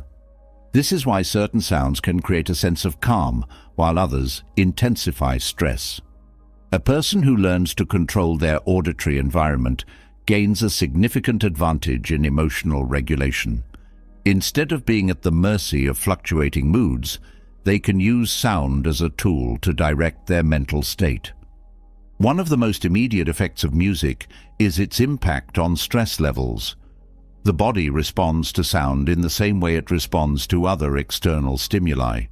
Slow, steady rhythms can lower heart rate and reduce anxiety, while chaotic or dissonant sounds can elevate stress. The Stoics, though they lived in a time before modern neuroscience, intuitively understood the value of harmony in external influences. They sought environments that supported inner stillness rather than agitation. A person who is constantly exposed to jarring noise will find it difficult to maintain composure, while one who deliberately selects calming sounds creates a foundation for emotional steadiness. Beyond stress reduction, music also plays a significant role in focus and cognitive function. The brain operates in different states depending on sensory input. When exposed to steady, structured sound, it enters a mode of concentration that enhances productivity. This is why many people find it easier to work or study with background music that provides a consistent auditory framework. The Stoics valued deep thought and intentional action, both of which require sustained attention. Using music to enhance focus is not about distraction, but about creating an optimal mental environment for disciplined thinking. The connection between music and memory is another factor that can be leveraged for emotional control. The brain links sounds with experiences, creating strong associations that influence mood. A song tied to a positive memory can immediately shift emotional state, just as a sound linked to stress can trigger anxiety. Those who understand this connection can use it to their advantage, selecting music that reinforces desired emotional states rather than allowing uncontrolled associations to dictate mood. The Stoics trained themselves to be aware of external influences, recognizing that what enters the mind shapes its function. Music also has a direct effect on physical energy levels. Rhythmic, high-tempo sounds stimulate the nervous system, increasing alertness and motivation. This is why music is often used during physical training or high-intensity tasks. It acts as a psychological stimulant, pushing the body and mind beyond their usual limits. The Stoics placed great emphasis on endurance and resilience, understanding that physical and mental strength were intertwined. Using music as a tool for energy management allows a person to harness this connection, increasing stamina and reducing mental fatigue. Another powerful use of music is in emotional processing. While venting often reinforces negative emotions, music allows for controlled emotional expression. A person struggling with frustration or sadness can channel those emotions through sound rather than through impulsive reaction. This creates a release that does not depend on external validation or destructive behavior. The Stoics practiced detachment from emotional turmoil, not through suppression, but through intentional redirection. Music provides a structured way to experience and move through emotions without being consumed by them. Sleep quality is another area where music plays a crucial role in mental regulation. The brain requires a transition period to move from wakefulness to rest, and auditory input influences this process. Calm, repetitive sounds signal the nervous system to slow down, making it easier to enter deep sleep. The Stoics emphasized the importance of maintaining physical and mental balance, knowing that rest was essential for clear thinking. Those who struggle with an overactive mind before sleep can use sound as a way to guide the brain into a state of relaxation. Music also influences breathing patterns, which in turn affect emotional stability. Slow, steady rhythms encourage deep breathing, which activates the parasympathetic nervous system and reduces stress. This is why many meditation practices incorporate sound, because the mind follows the rhythm it perceives. The Stoics understood the value of breath control in maintaining composure, and pairing it with the right auditory input strengthens this practice. A mind that is trained to use sound intentionally does not get easily overwhelmed by external pressures. One of the most overlooked aspects of music's influence is its ability to shift perspective. Just as mental time travel allows for emotional detachment, music can act as a bridge between emotional states. A person feeling stuck in a negative mindset can use sound to transition toward a more constructive state of mind. This shift is not forced, but naturally occurs as the brain adapts to the auditory input. The Stoics trained themselves to step outside of immediate emotions to see the bigger picture, and music can be used in a similar way to break free from unproductive thought patterns. The Stoics also valued the concept of premeditatio malorum, mentally preparing for adversity before it occurs. Music can be used as part of this training, conditioning the mind to respond with strength rather than fear. Listening to sounds that evoke feelings of resilience, determination, or composure reinforces these states even before challenges arise. Just as an athlete trains muscles before competition, the mind can be trained through auditory conditioning. A person who consistently exposes themselves to sounds that align with their values strengthens their ability to embody those values in real situations. Music's influence extends to social interaction as well. The energy of a conversation, the tone of an interaction, and the atmosphere of an environment are all shaped by sound. The Stoics were highly aware of how external influences affected internal states, and they sought to minimize unnecessary agitation. Choosing music that fosters calmness before a difficult conversation or that energizes before a demanding task can change the outcome of those experiences. The mind is always responding to sensory input, and those who control that input gain greater control over their responses. One of the most valuable uses of music in mental regulation is in reinforcing identity. People often listen to music that reflects how they currently feel, but a more powerful approach is to listen to music that reflects who they want to become. The Stoics understood that identity is shaped by repeated actions and thoughts. By intentionally selecting music that aligns with desired traits, strength, focus, discipline, the brain begins to associate those qualities with the self. This creates a reinforcement loop where external sound influences internal belief, which in turn influences behavior. Another benefit of using music intentionally is its ability to reduce decision fatigue. The brain is constantly processing information, and unnecessary decisions deplete mental energy. Choosing music in advance to match different tasks, work, rest, training, reflection, removes the need for constant decision-making. The Stoics valued efficiency in thought and action, eliminating distractions that weakened focus. Structuring auditory input in a similar way prevents wasted energy on unimportant choices, preserving mental strength for what truly matters.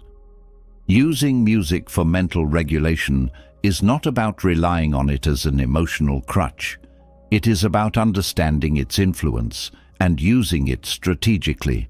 Just as diet affects physical health, sound affects mental health. A person who takes control of their auditory environment is a person who takes control of their mental state. The Stoics sought mastery over external influences, and music is one of the most powerful yet simplest tools for achieving this mastery. A mind that understands the role of sound does not get lost in unregulated emotions. It does not allow external chaos to dictate internal stability. It uses every tool available to maintain clarity, composure, and focus. Those who train themselves in this practice gain a mental advantage over those who let their environment shape their emotions unconsciously. They build a mindset that remains steady in the midst of noise, strong in the presence of distraction, and unshakable in the face of external pressure. Mastering the influence of music is not about escape, it is about control.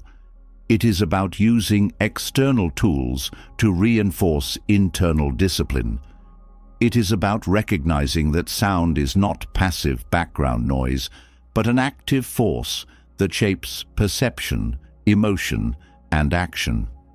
Those who understand this do not just listen to music, they use it with purpose. And that purpose becomes another layer of mental strength, another step toward a mind that is disciplined, resilient, and completely unshakable.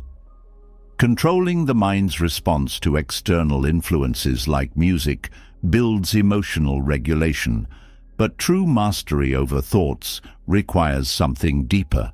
When the mind is caught in overwhelming emotions, when stress clouds judgment, or when hesitation takes over, it often feels impossible to step back and regain control. Thoughts become personal, emotions become identity, and self-doubt takes hold. The way the mind speaks to itself in these moments determines whether it will sink deeper into confusion or rise above it with clarity. The Stoics understood that detachment from emotions is essential for maintaining reason, but detachment is not about suppression. It is about shifting perspective. One of the most effective ways to do this is through language itself. Most people talk to themselves in a way they would never speak to others. When mistakes happen, the inner voice turns cruel. When setbacks occur, self-judgment intensifies. The mind says, "I'm a failure, I can't handle this," or "I'll never be good enough." These statements feel absolute, as if they are facts rather than fleeting emotions. But the mind is not an objective observer. It is shaped by the words it repeats. If language can trap a person in self-doubt, it can also be used to break free.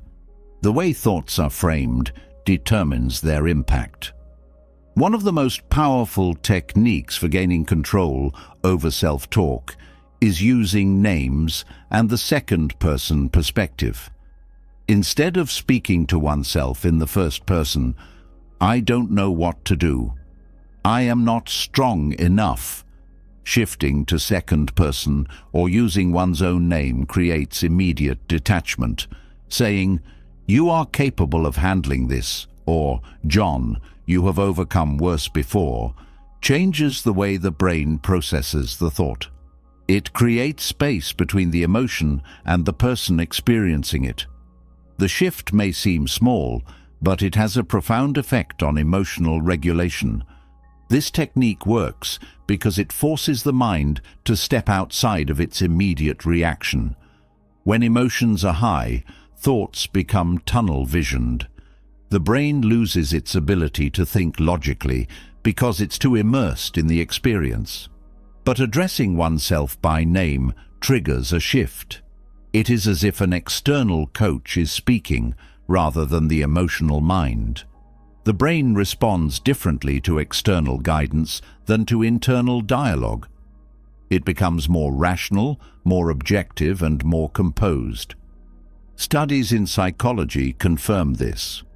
Research shows that when people refer to themselves in the third person or use their own name in self-talk, they make better decisions, regulate emotions more effectively, and feel less overwhelmed by stress.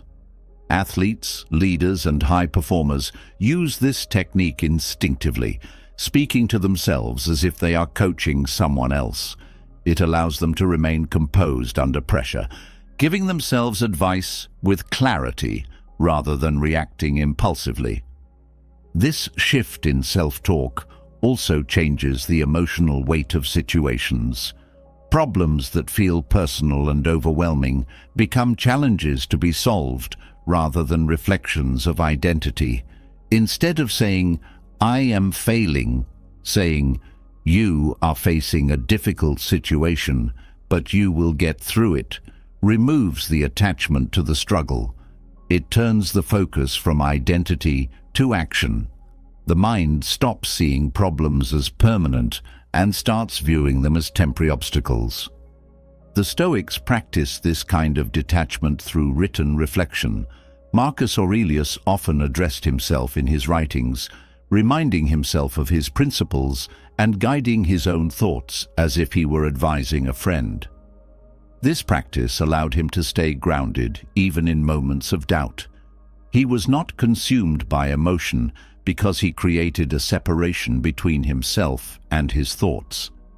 This technique can be applied in daily life, transforming the way the mind responds to stress, failure, and uncertainty.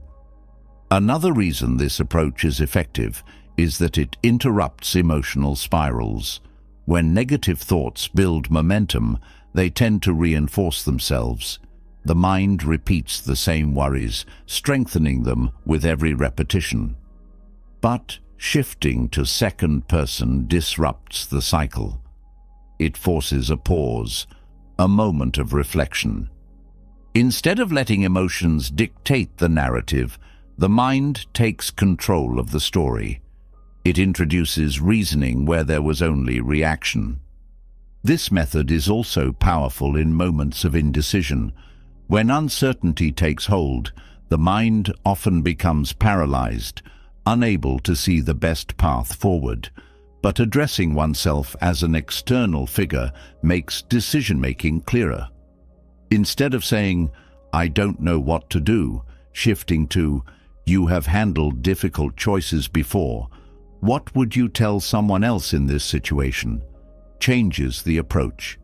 It removes the personal fear attached to the decision and replaces it with logical problem-solving. Using names and the second-person perspective also strengthens self-discipline. When emotions push toward distraction or avoidance, this technique acts as a reset, saying, "You know what you need to do. Stop wasting time and take action," creates accountability. The mind listens differently when addressed as an external figure. It responds with greater discipline because it is being given direct guidance rather than vague intention. This method also helps in handling criticism. When feedback is received, the immediate reaction is often defensiveness. The mind interprets criticism as a personal attack rather than an opportunity for growth. But shifting to second-person perspective allows for a more objective response. Instead of reacting emotionally saying, "John, is there something valuable in this feedback that you can use to improve?" creates distance. It turns the situation into a learning opportunity rather than a threat to self-worth. The practice of coaching oneself in this way also reinforces confidence.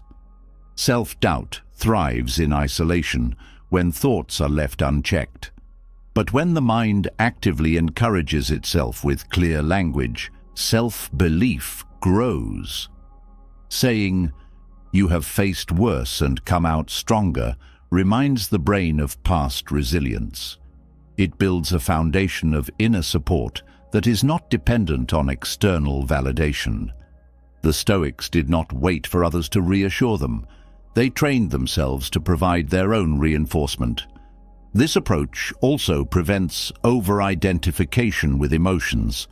People often say, "I am anxious," or "I am angry," making the emotion part of their identity.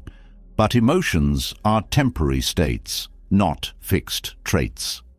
Shifting to, "You are experiencing anxiety, but it will pass," or "This frustration does not define you," changes the way emotions are processed. It prevents them from becoming permanent and allows them to move through the mind without taking control. Using this technique consistently also reshapes long-term thinking patterns. The brain is adaptable. It reinforces what it repeatedly experiences. If the mind is constantly addressed with encouragement, clarity, and discipline, those qualities become the default. Instead of being reactive, the mind becomes proactive. Instead of spiraling into self-doubt, it learns to correct itself. This is not about artificial positivity, but about training the brain to respond with strength rather than weakness. Another advantage of this method is its ability to manage fear. When the mind is consumed by worry, it exaggerates risk and minimizes capability. But speaking to oneself as a guide changes this perception. Saying, "You have prepared for this, trust yourself," shifts the focus from fear to readiness. It reminds the brain of competence rather than uncertainty. The Stoics believed that fear was not to be eliminated, but to be faced with logic. This technique reinforces that principle by shifting thought from paralysis to action. This approach also enhances resilience. Life is unpredictable, and challenges will always arise. The difference between those who crumble and those who endure is how they frame adversity. A person who constantly tells themselves, "I can't do this," will struggle. But a person who says, "You are stronger than this challenge," builds an unshakable mindset. The words the mind hears most often become the beliefs that drive action. Using names and second-person perspective also helps in staying present. When the mind is caught in past regrets or future anxieties, it loses touch with reality. Speaking to oneself with direct focus brings attention back to the moment. Saying, "Right now you need to focus on what is within your control," stops unnecessary mental wandering. It reinforces presence, which is essential for making clear decisions. Training the mind in this way is a discipline. It is not about forcing positivity, but about developing a structured way of thinking. It is about replacing unproductive self-talk with guidance that leads to action. The Stoics understood that mental strength is built through intentional practice. They did not wait for clarity. They created it through reflection, detachment, and deliberate thought. A person who masters this technique gains a level of mental independence that few achieve. They are not controlled by emotion. They do not drown in self-doubt. They do not wait for external motivation. They guide themselves with clarity, discipline, and composure. Their mind is no longer an enemy. It becomes their greatest ally. And with that, they move through life with the kind of strength that nothing can shake. Coaching yourself with clarity strengthens inner discipline, but no matter how controlled the mind becomes, it is still exposed to external forces. The greatest test of mental resilience is not just managing internal dialogue, but preventing it from being shaped by the negativity of others. The mind does not operate in isolation. It absorbs the energy, emotions, and attitudes of those around it. If left unchecked, external negativity seeps into internal thought, hijacking focus, draining energy, and weakening emotional stability. True strength is not just about regulating personal emotions, but resisting the influence of those who seek to impose their chaos onto others. Most people do not realize how deeply they are affected by the emotional states of others. A single conversation can shift an entire mood. A negative remark can linger in the mind for hours. A tense environment can create stress even when nothing is personally wrong. This is emotional contagion, the unconscious absorption of external emotions. It happens without awareness, shaping behavior, decision-making, and self-perception. The person who does not guard their mind against this influence will find themselves constantly reacting rather than acting with intention. Emotional contagion is strongest in environments where negativity is dominant. When surrounded by stress, pessimism, or fear, the brain mirrors those emotions. It is wired for social connection, designed to pick up on subtle cues and match the emotional state of others. This is why being around anxious people increases anxiety. It is why being in a workplace filled with frustration creates frustration. It is why negative conversations breed more negativity. The brain perceives the emotional environment as a signal of how it should respond. The Stoics understood this deeply. They knew that external influences were constant, but they refused to let those influences dictate their internal state. They trained themselves to be aware of what entered their minds, recognizing that not every emotion they felt was their own. They questioned every reaction, asking whether it was a genuine response or a reflection of someone else's energy. This level of awareness is the first step in avoiding emotional contagion, realizing that not every feeling that arises belongs to you. A common mistake is believing that resisting negativity means ignoring it, but suppression is not the same as control. When negativity is ignored, it is still processed subconsciously, influencing thought patterns without awareness. True resistance comes from acknowledgement without absorption. Noticing negativity without engaging in it creates mental separation. Instead of reacting, the mind steps back, observes, and remains steady. The moment awareness is introduced, emotional contagion loses its grip. The strongest form of protection against external negativity is a clearly defined internal philosophy. When values and principles are deeply ingrained, external influences have less power. The person who knows exactly who they are and what they stand for does not easily adopt the emotions of others. They filter what they allow into their mind, measuring every influence against their personal standards. The Stoics practice this by reinforcing their guiding principles daily, writing them down, reflecting on them, and internalizing them so deeply that no external force could shake them. Boundaries are another essential defense.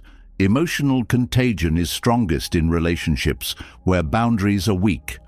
When someone else's negativity is allowed unrestricted access to the mind, it takes root and spreads. Setting clear emotional boundaries is not about shutting people out, but about choosing what is engaged with and what is left outside. This means not participating in conversations that fuel negativity, not absorbing the frustrations of others as personal burdens, and not allowing external chaos to disrupt internal stability. One of the most effective ways to avoid emotional contagion is to control focus. What the mind repeatedly engages with becomes its reality. If attention is directed toward negativity, it grows. If attention is redirected toward constructive action, negativity weakens. The Stoics trained themselves to shift focus deliberately, choosing not to dwell on things outside of their control. They understood that energy follows attention.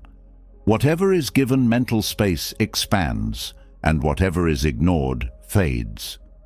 Detachment from external negativity also requires self-awareness.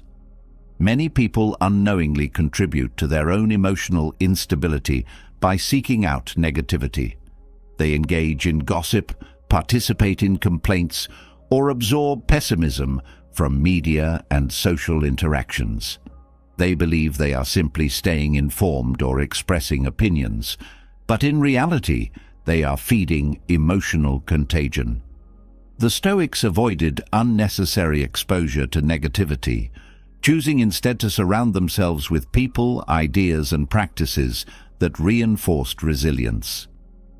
Protecting against emotional contagion also means recognizing manipulative emotional influence.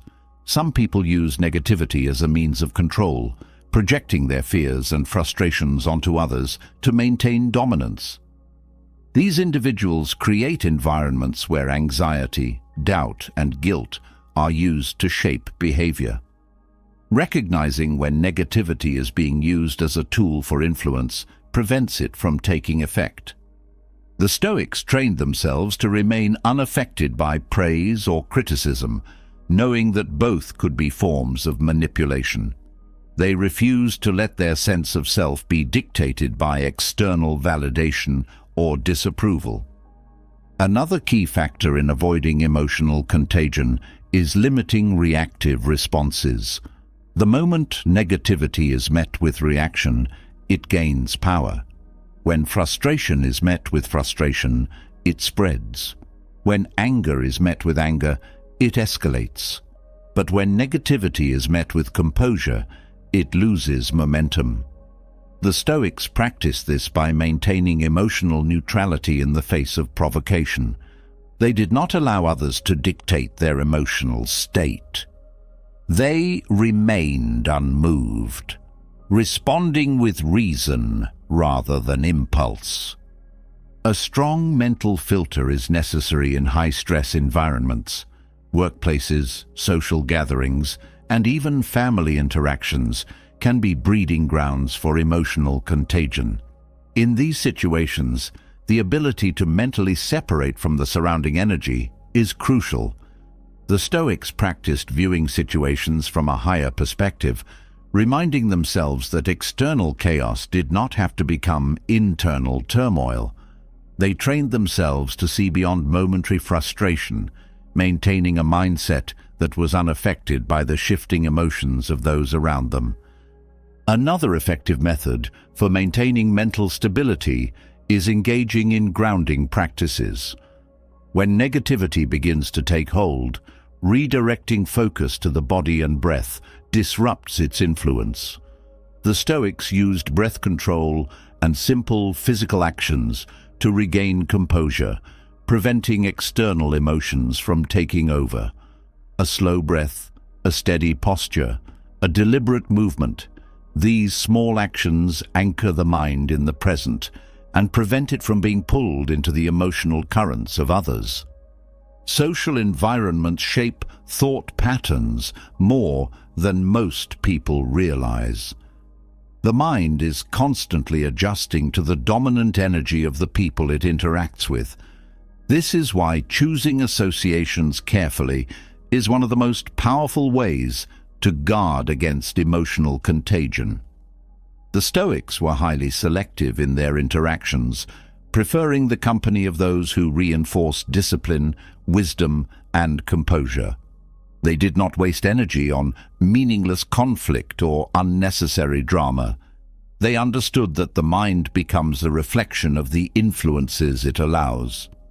Avoiding emotional contagion is not about avoiding people.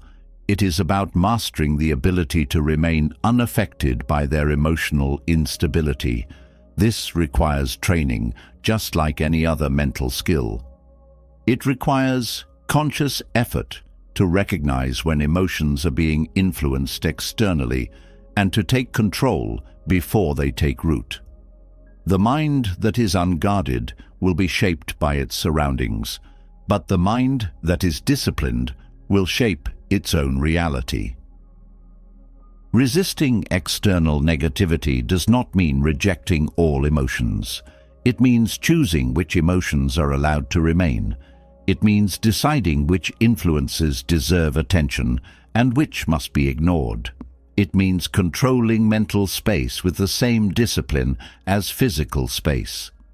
The Stoics understood that the environment may be chaotic, but the mind does not have to be. A person who masters this skill gains an unshakable inner world. They do not absorb the stress of others. They do not let negativity dictate their thoughts. They do not allow external pessimism to weaken their resolve. They walk through life steady, composed and untouched by the emotional storms of those around them. This level of control is not common. Most people are easily swayed, easily triggered, easily pulled into the emotions of those around them. But those who train themselves to resist emotional contagion rise above. They develop a mind that is their own, free from the influence of external chaos. Their thoughts are clear, their emotions are stable, and their energy is preserved. They do not waste mental strength on unnecessary reactions. They do not carry the burdens of others. They do not allow negativity to take root in their minds. They stand firm, steady, in a world that constantly shifts. And in that steadiness, they find a level of mental strength that nothing can shake. Maintaining control over external influences protects the mind from unnecessary negativity. But true mastery of inner dialogue requires more than mental awareness. It demands a connection to the body. The mind is not separate from physical movement. Every thought, every emotion, every internal struggle is reflected in the body, and the way the body moves directly impacts the way the mind operates. The Stoics understood this deeply. They did not view the body as something to be ignored in pursuit of intellectual strength, but as a necessary component of mental clarity. A mind that is constantly trapped in thought without physical engagement becomes restless, unbalanced, and prone to over-analysis.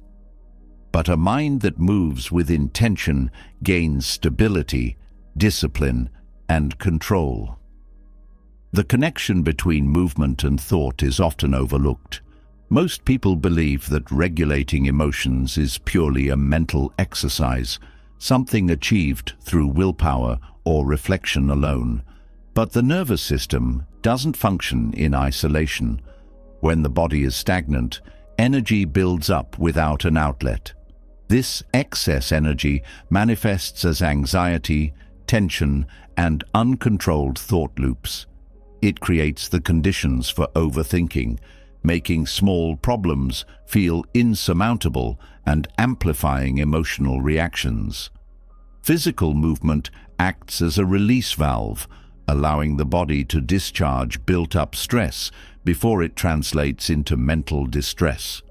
The Stoics place great value on physical discipline not just for health, but for its effect on the mind. They understood that controlled movement reinforced controlled thinking. They engaged in physical training not for vanity or athleticism, but because they recognized that a strong body contributed to a strong mind. They knew that when the body was weak, the mind followed, becoming sluggish, reactive, and undisciplined. But when the body was pushed, the mind adapted, learning resilience, patience, and endurance. Physical movement was not just an act of health, it was an act of mental conditioning. One of the most immediate effects of movement is its impact on internal dialogue. When the body is engaged in motion, the mind is forced into the present. It cannot spiral endlessly into worry or self-doubt because movement demands focus. This is why people often feel clarity after a walk or a workout. Their thoughts align, their emotions stabilize, and problems that once felt overwhelming suddenly appear manageable. The act of moving forces the brain to break out of its repetitive cycles, shifting attention from passive rumination to active engagement. Physical movement also regulates stress hormones. When the body is sedentary, stress accumulates, leading to increased cortisol levels, heightened anxiety, and emotional instability. The body reacts as if it is trapped, interpreting stillness as a sign of danger. But when movement is introduced, the nervous system resets. Stress is metabolized, cortisol levels decrease, and the brain releases neurotransmitters that create calm and focus. This physiological shift has a direct impact on self-talk.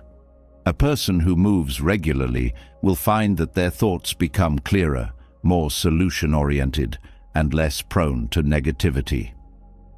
Another critical factor is the role of posture in shaping internal dialogue. The way the body is positioned affects the way the mind perceives itself. A slouched posture with collapsed shoulders sends signals of weakness and defeat to the brain, reinforcing self-doubt and insecurity. But standing upright, moving with purpose and holding strong posture changes the brain's chemistry. Confidence increases, thoughts become more decisive, and internal dialogue shifts from hesitation to conviction. The Stoics practiced maintaining composure in their physical stance, knowing that the way they carried themselves influenced their ability to think clearly under pressure. Rhythmic movement also plays a role in regulating thought. Activities like running, walking, and repetitive physical tasks create a synchronization between the body and mind, allowing thoughts to process in a structured way rather than in chaotic bursts. This is why many great thinkers, including Stoic philosophers, relied on walking as a method of problem-solving. The act of moving at a steady pace allows the mind to untangle complex ideas, organize emotions, and make sense of internal conflicts without force or frustration. Physical exertion also teaches resilience. The mind often seeks comfort, avoiding difficulty and challenge. But the body, when pushed beyond its perceived limits, reveals an important truth. The limits of the mind are largely self-imposed. A person who trains themselves to endure discomfort in movement also trains themselves to endure discomfort in thought.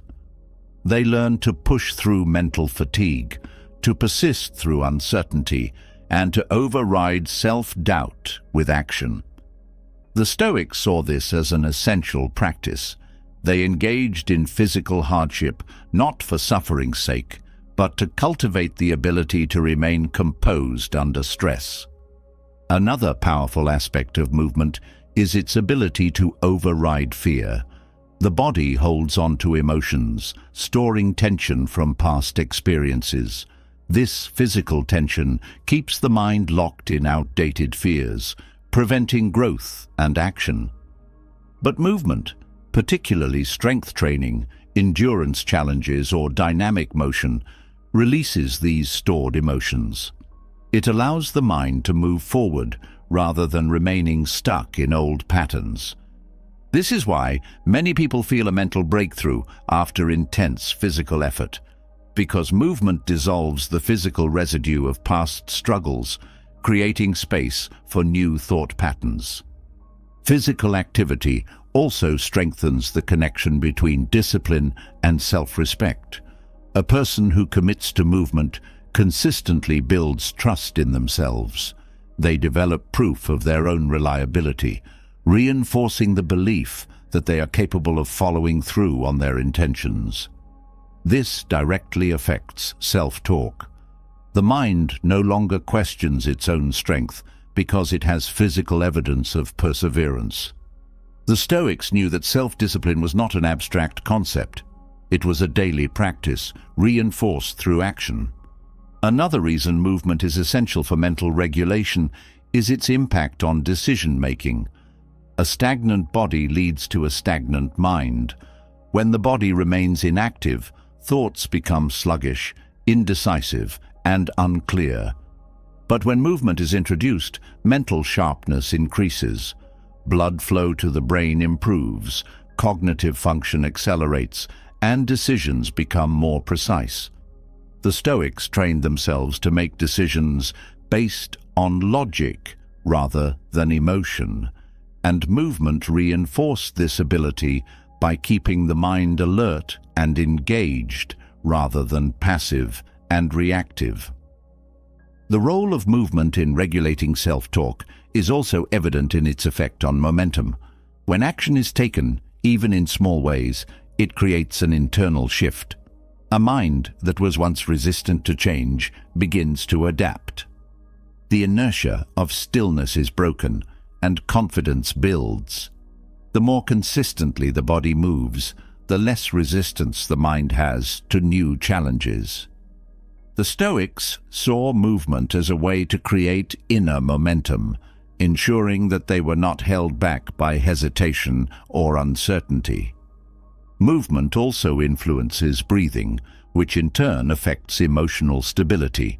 Shallow, erratic breathing fuels stress and anxiety, making internal dialogue frantic and reactive. But deep, controlled breathing during physical activity calms the nervous system, creating mental clarity and composure. The Stoics practiced breath control as a way to maintain steadiness under pressure, using the breath as a bridge between physical control and mental discipline. A structured approach to movement also prevents emotional stagnation. Many people find themselves trapped in recurring moods, stress, frustration, sadness, because their energy has no outlet. The Stoics understood that emotions, like physical states, must be managed actively. They did not allow themselves to be controlled by emotion any more than they allowed themselves to be controlled by physical weakness. They trained both, ensuring that neither dictated their actions without reason. The integration of movement into daily life does not require extreme physical effort. Small, deliberate actions create significant change. A short walk after deep thinking, a physical task to break a negative thought cycle, an intentional breath to reset the mind. Each of these reinforces control. The Stoics were not interested in unnecessary complexity. They sought efficiency in action. They moved with purpose, knowing that a well-regulated body created a well-regulated mind. A person who understands the power of movement in shaping internal dialogue no longer allows their mind to be controlled by passive thoughts. They do not wait for motivation. They create it through action. They do not allow hesitation to take root. They override it through movement. They do not allow emotions to spiral unchecked. They direct them through physical discipline. They develop a body that supports their mind rather than weakens it. They reinforce mental strength with physical action.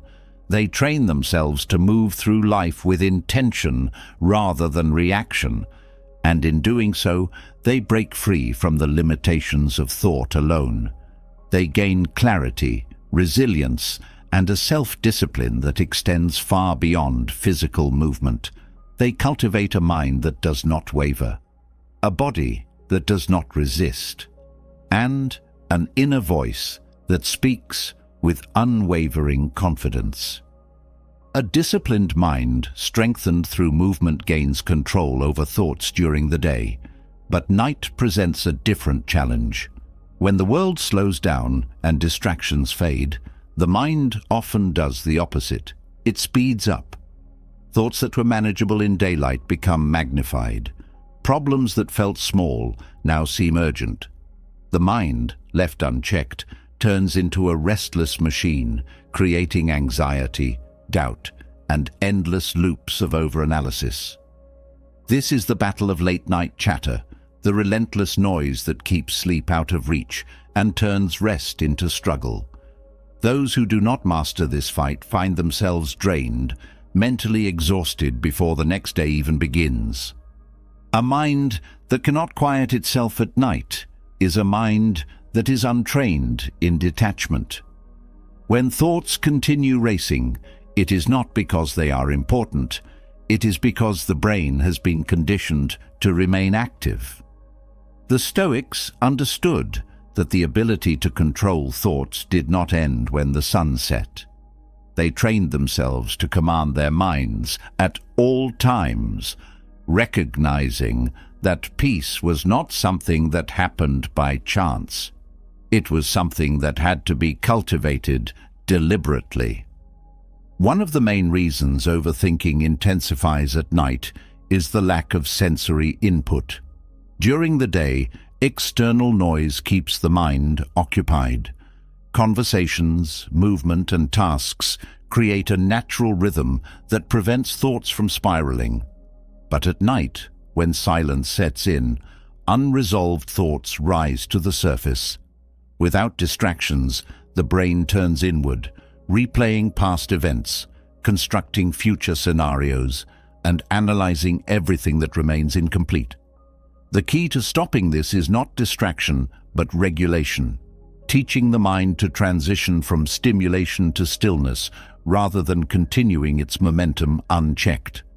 The nervous system does not shift from high activity to rest instantly. If the body and mind have been engaged in intense thought, stress, or action during the day, that momentum does not disappear when lying down. It carries into the night, making it impossible to switch off.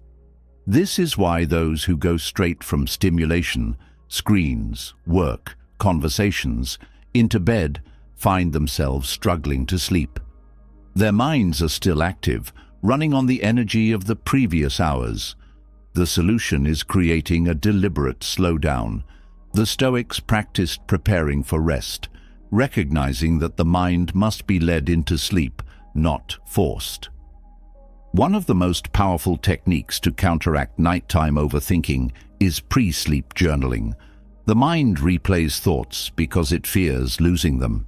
It holds on to unfinished ideas, unresolved problems, and unprocessed emotions, keeping them active as a way to maintain control. But when thoughts are written down before bed, the mind is given permission to release them. They are no longer scattered. They have been externalized, documented, and acknowledged. This simple act of transferring thoughts from the mind to paper signals the brain that it does not need to keep them active. Another way to interrupt racing thoughts is through controlled breathing. The body and mind are linked, and an overactive mind often coincides with shallow, erratic breathing. By slowing the breath, the nervous system shifts from a state of alertness to relaxation. The Stoics understood the power of breath in controlling emotional states. They trained themselves to breathe with intention, knowing that a calm breath creates a calm mind. This practice becomes especially important at night when the goal is to move from mental activity to stillness. Another reason late-night chatter persists is the association between bed and overthinking. If a person repeatedly experiences racing thoughts in bed, the brain forms a connection. Lying down becomes a trigger for mental activity rather than rest. The longer this cycle continues, the stronger the association becomes. To break it, movement must be introduced. If thoughts begin racing, instead of lying there struggling against them, getting up and engaging in a simple, calming activity resets the pattern. This might be reading something non-stimulating, writing down lingering thoughts, or practicing slow breathing. The key is to avoid reinforcing the habit of thinking excessively while in bed. The content of nighttime overthinking is often exaggerated. Thoughts that arise in the silence of night tend to be more extreme than those during the day. Small worries become catastrophic, minor concerns feel overwhelming, and self-doubt becomes amplified. This happens because the brain processes thoughts differently when fatigued. The Stoics trained themselves to question their thoughts, not accepting them at face value. They asked, "Is this true? Is this rational? Will this matter tomorrow?" This practice can be applied at night. When thoughts feel urgent, instead of engaging with them, questioning them removes their power. Exposure to light before sleep also plays a role in overthinking. The brain is wired to associate darkness with rest, but modern artificial light disrupts this signal. Bright screens and overhead lighting trick the brain into staying alert, delaying the production of melatonin, the hormone that signals sleep. The Stoics lived in alignment with natural rhythms, adjusting their activity according to the time of day. Adapting this principle means reducing bright light exposure in the hour before sleep, allowing the brain to naturally shift into a state of rest rather than fighting against artificial stimulation. Another technique for handling nighttime overthinking is mental redirection. The mind spirals because it is given space to do so. Instead of allowing it to run in circles, guiding it toward a structured thought process prevents chaotic thinking. The Stoics used visualization as a tool for mental control. At night, this can be applied by focusing on structured imagery, mentally walking through a familiar, peaceful location, recalling specific moments of gratitude, or focusing on slow, intentional thought patterns rather than free-flowing worry. The environment also plays a critical role in mental state. A space that is cluttered, noisy, or uncomfortable creates subconscious stress. The Stoics valued simplicity, understanding that external chaos leads to internal disorder. A bedroom that is free of distractions, optimized for comfort, and associated with relaxation rather than mental activity, reinforces a smoother transition into sleep. Those who struggle with nighttime overthinking often find that making physical adjustments to their sleeping environment has an immediate impact on their ability to quiet the mind.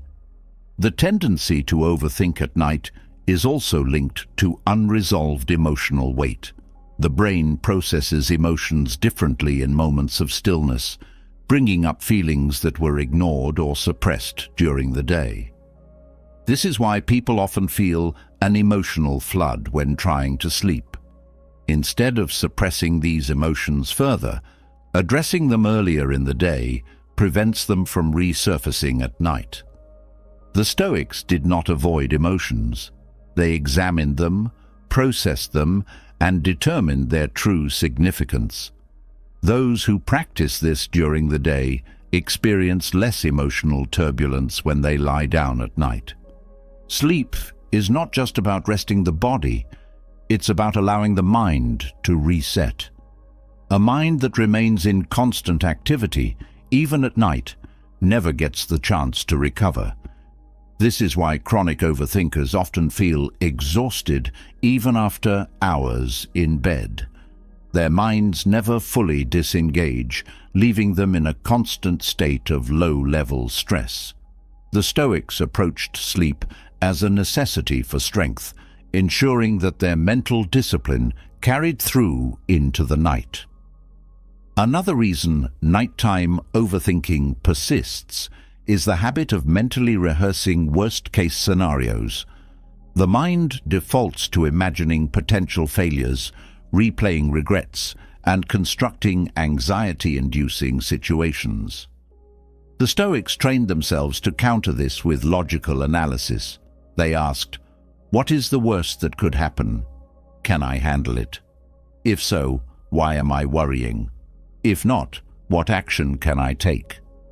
Applying this at night shifts the mind from passive worry to active resolution, weakening the grip of anxiety. The connection between physical activity and sleep quality is another factor in controlling nighttime thoughts. A body that has not expended enough energy during the day is more likely to experience restless sleep. The Stoics believed in physical movement as a way to maintain mental stability, recognizing that a body in motion supports a mind at peace. Those who incorporate consistent physical exertion into their routine find that their ability to transition into sleep improves, reducing the likelihood of overactive thoughts.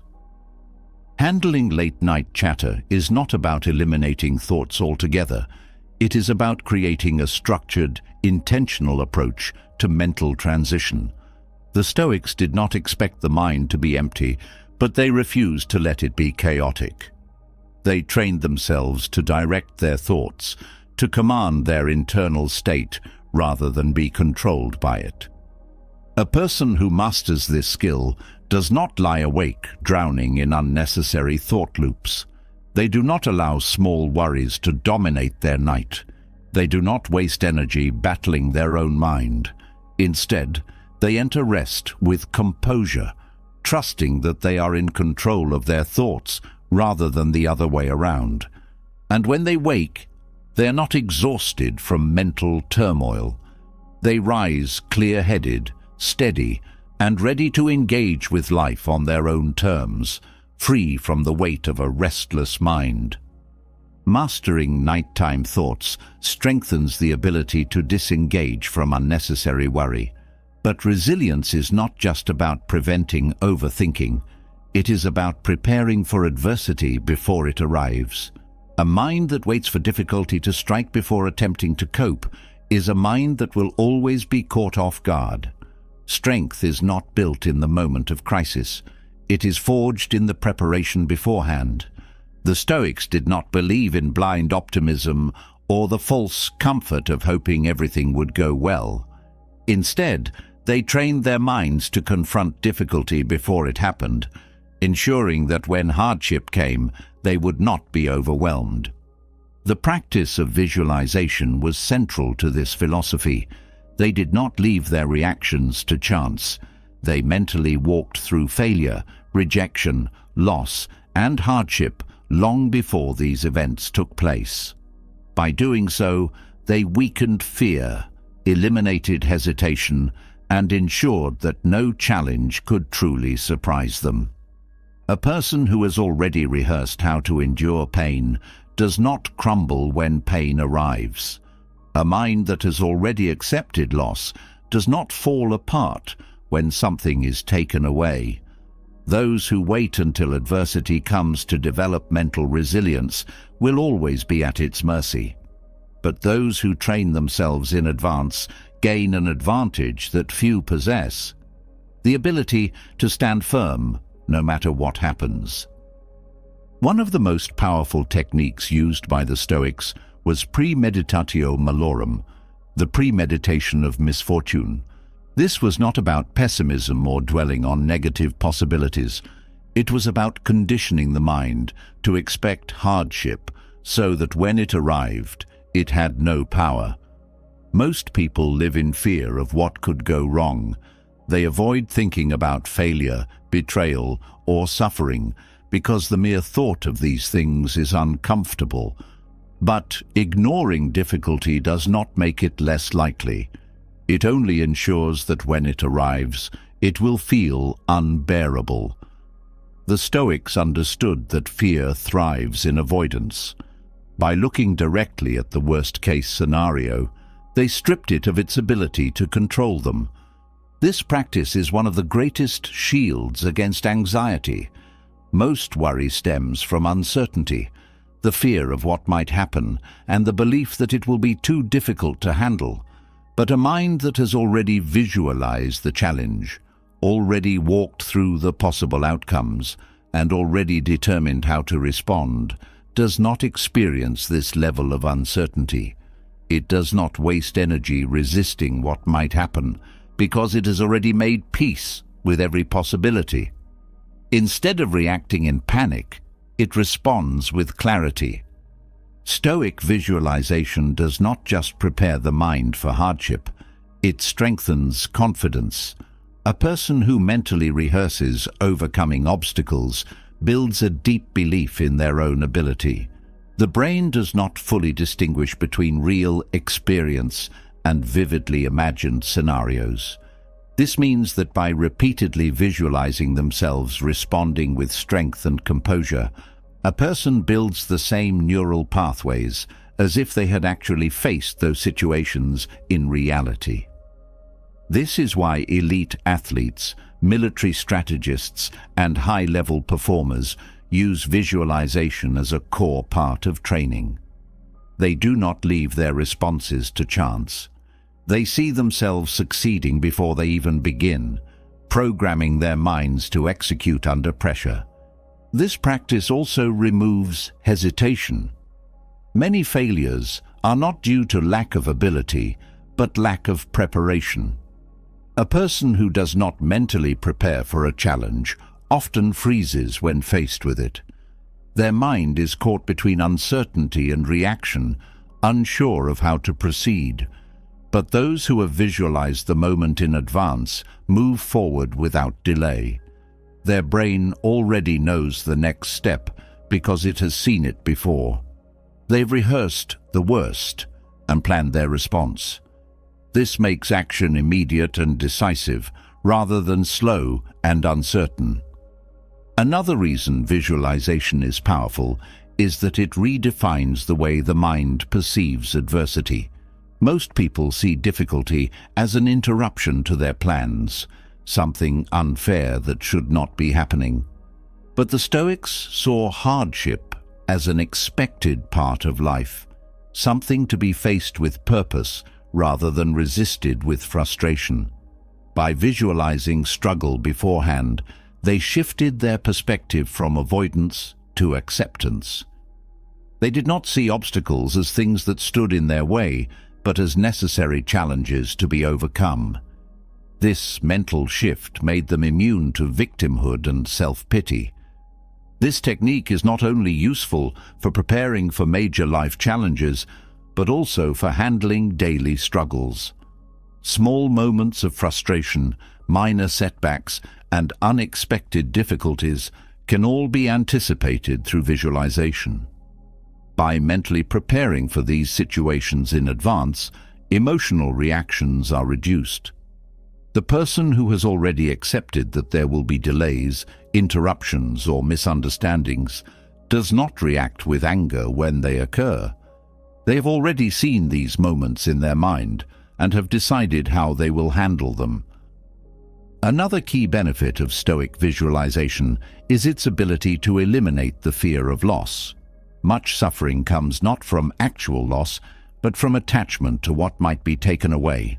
People fear losing relationships, status, health, or material possessions because they have never mentally prepared for life without them. But when loss is visualized repeatedly, its power diminishes. The Stoics reminded themselves daily that everything they had was temporary. They walked through the experience of losing their comfort, their wealth, even their own lives. By doing this, they ensured that if those things were taken from them, they would not be paralyzed by grief or fear. Visualization also plays a crucial role in emotional regulation. When a difficult situation arises, emotions take over before logic has time to engage. But those who have already visualized the moment in advance do not get swept away by emotional impulses. Their mind has already determined the correct response, making them less susceptible to reactive anger, frustration, or panic. This is why the Stoics remained composed under stress. They were not naturally immune to emotion. They had simply trained themselves to process it before it could take control. Another powerful aspect of this practice is its ability to reinforce identity. A person who visualizes themselves acting with wisdom, patience, and discipline builds a stronger sense of self. The way they see themselves in their mind influences the way they behave in reality. If they repeatedly picture themselves losing control, they reinforce weakness. But if they consistently see themselves responding with strength, they reinforce resilience. This is why the Stoics were relentless in shaping their internal narratives. They did not allow their minds to wander aimlessly through fear or doubt. They deliberately structured their thoughts to align with the person they wanted to become. This technique also works as a tool for motivation. The brain does not like uncertainty, and many people procrastinate or avoid challenges simply because they do not know what to expect. But when an experience is visualized beforehand, the mind becomes more comfortable with it. This reduces hesitation and makes taking action feel more natural. The Stoics did not wait until they felt ready. They created readiness through mental rehearsal. Training the mind through visualization is not about wishful thinking or false optimism. It is not about pretending that hardship will not happen, but about making sure it does not break you when it does. It's about ensuring that when difficulty arises, there is no panic, no hesitation, no loss of control, only a calm mind that has already seen this moment and knows exactly how to handle it. A person who practices this skill consistently does not fear the future. They do not waste energy on anxiety about the unknown because they have already walked through every possibility in their mind. They don't crumble under pressure because they have already rehearsed their strength.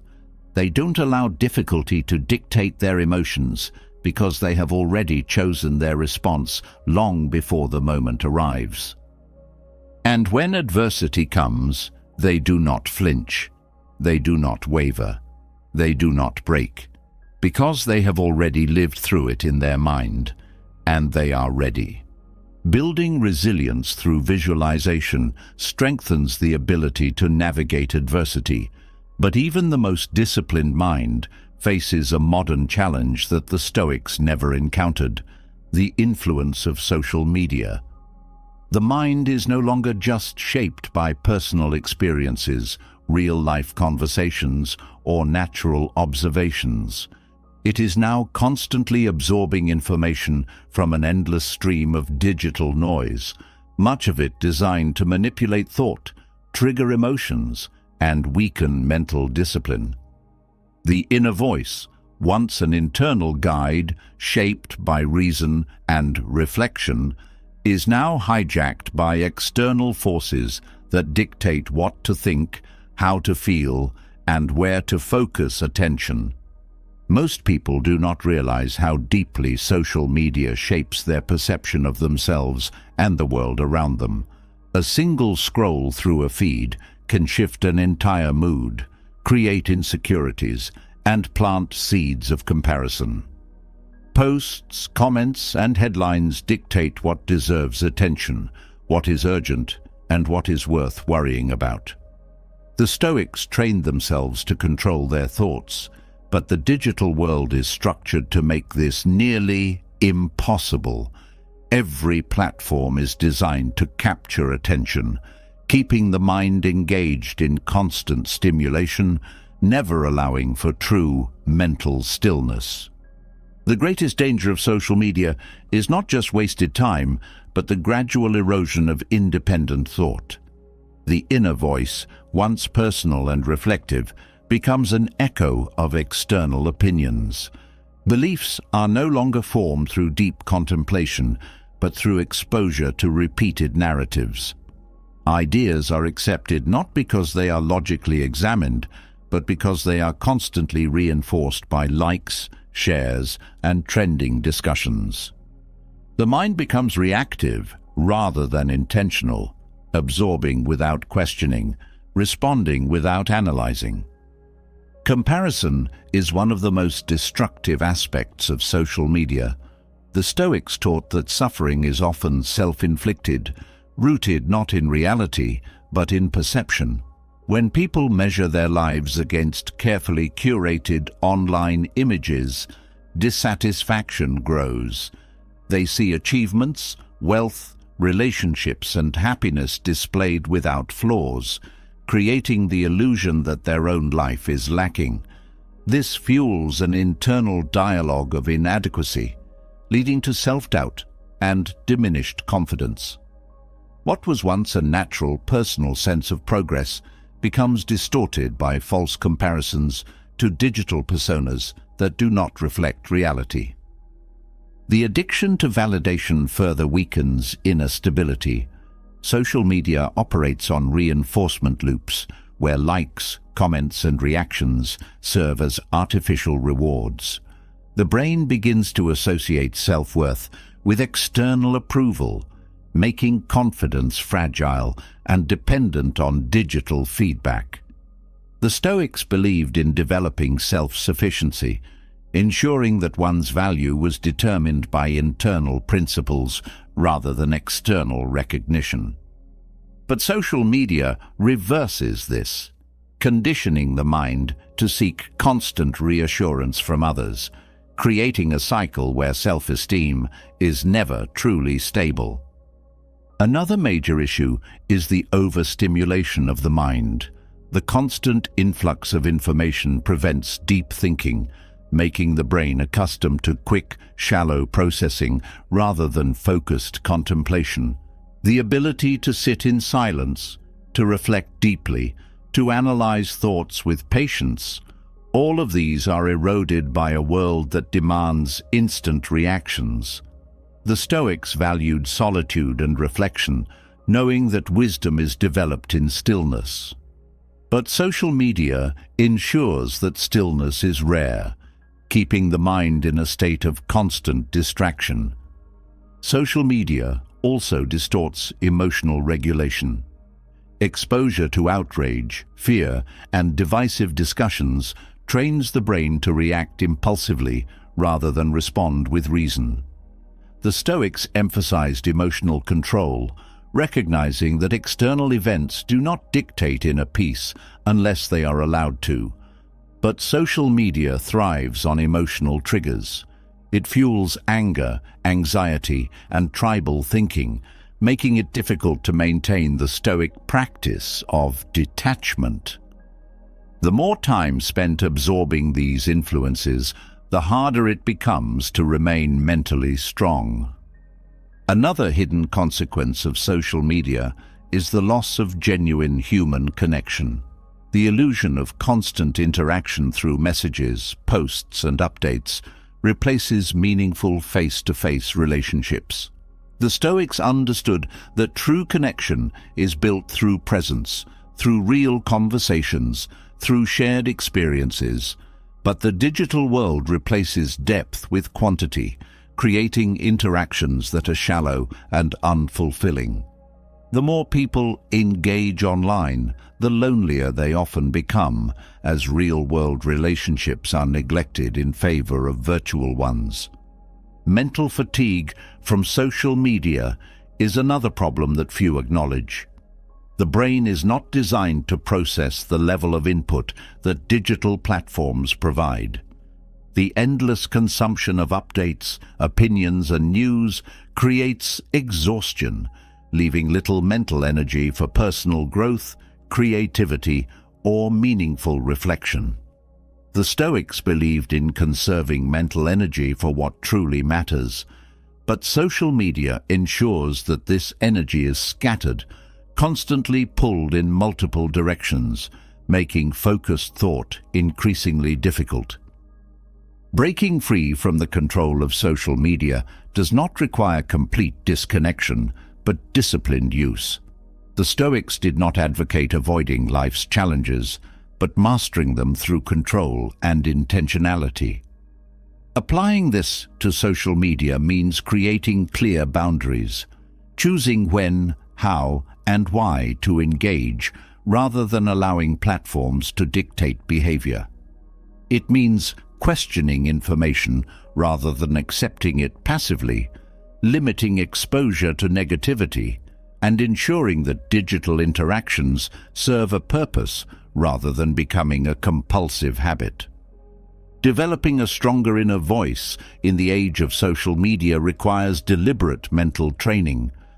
The mind must be reconditioned to think independently, to resist the pull of comparison, and to detach from the need for external validation. This involves replacing passive scrolling with active learning, reducing time spent consuming content that does not contribute to personal growth, and cultivating habits that reinforce self-discipline. The Stoics understood that mental freedom is not given. It is earned through daily practice, through conscious effort, through the refusal to be controlled by external forces. The ability to maintain a strong mind in the digital age is rare. Most people allow their thoughts, emotions, and focus to be dictated by algorithms designed to keep them engaged. They consume rather than create, react rather than reflect, compare rather than cultivate self-worth. But those who apply Stoic principles to their digital lives regain control. They do not allow their inner voice to be drowned out by external noise. They do not let social media define their identity or shape their emotions. They use technology as a tool rather than being used by it. A person who masters this skill does not wake up anxious, reaching for their phone before even getting out of bed. They do not spend their time caught in endless scrolling, absorbing the carefully curated highlights of others' lives. They do not allow digital validation to determine their self-worth. They do not engage in pointless debates that drain energy and create frustration. They do not let fear, outrage, or comparison dictate their emotional state.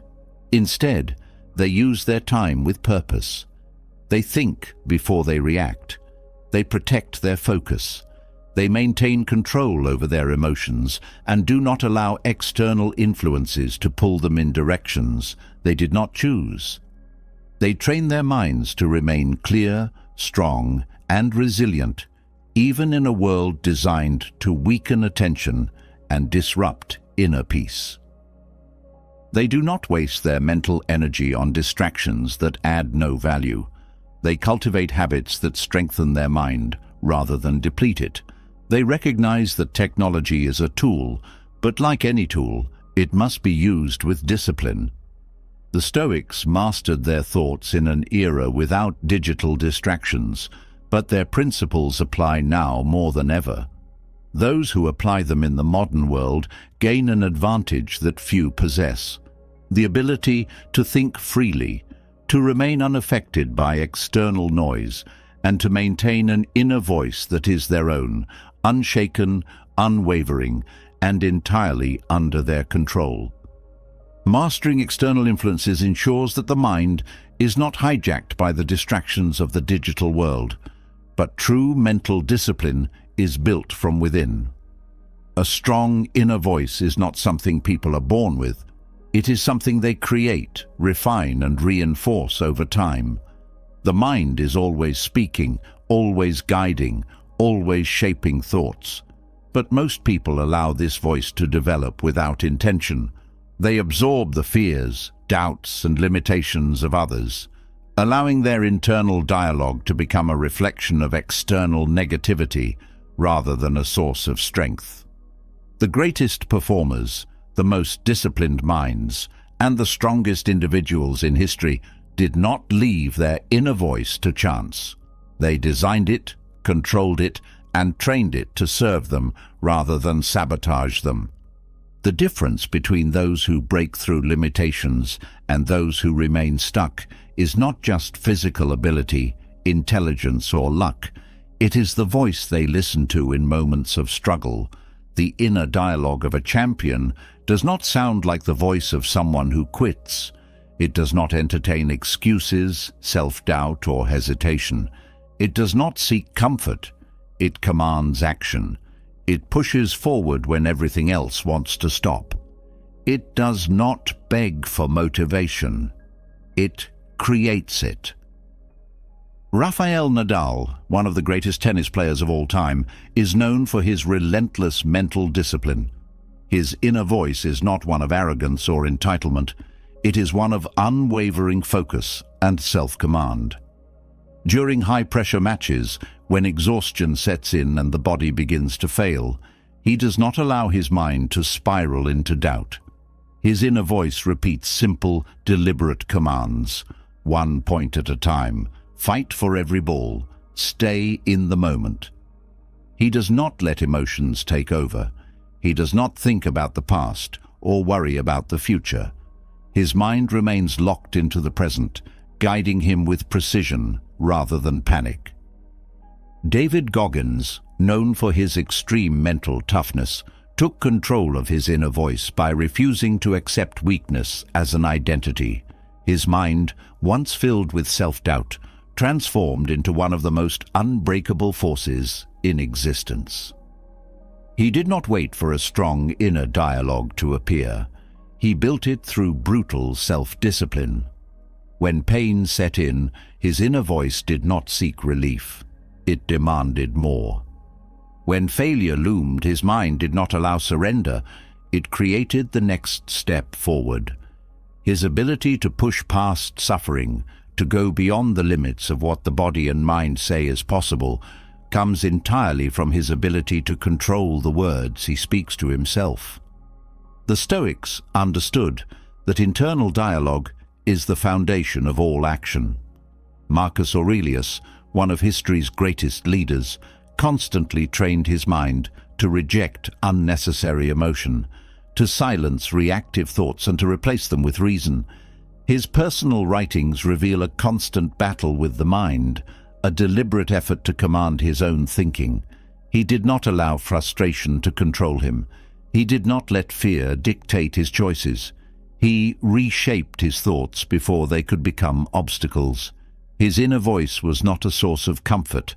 It was a source of direction, reminding him of what mattered and discarding everything else. Developing an inner voice that works in your favor requires breaking the habit of passive thought.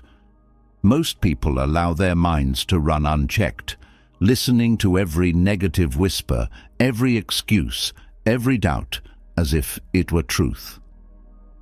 They do not filter their thoughts. They accept whatever their mind tells them without question. But those who develop mental strength challenge every thought before allowing it to take root. They do not entertain weakness. They do not engage in endless self-pity. They do not repeat narratives of failure. They correct their thinking in real time, replacing unhelpful thoughts with commands that serve their goals. Repetition is the foundation of a strong inner voice. Just as physical strength is built through repeated effort, mental strength is built through repeated self-talk. The words spoken to oneself daily, in moments of difficulty, in times of doubt, shape identity. A person who constantly tells themselves they are incapable, unlucky, or stuck reinforces those beliefs until they become reality. But a person who trains their inner voice to repeat words of resilience, effort, and control will act in alignment with those thoughts. The mind follows the instructions it is given most often. Clarity is another essential component of a powerful inner voice. The Stoics rejected vague thinking, knowing that a mind that wanders in uncertainty becomes weak. Their internal dialogue was direct, logical, and focused only on what mattered. They did not indulge in endless emotional analysis.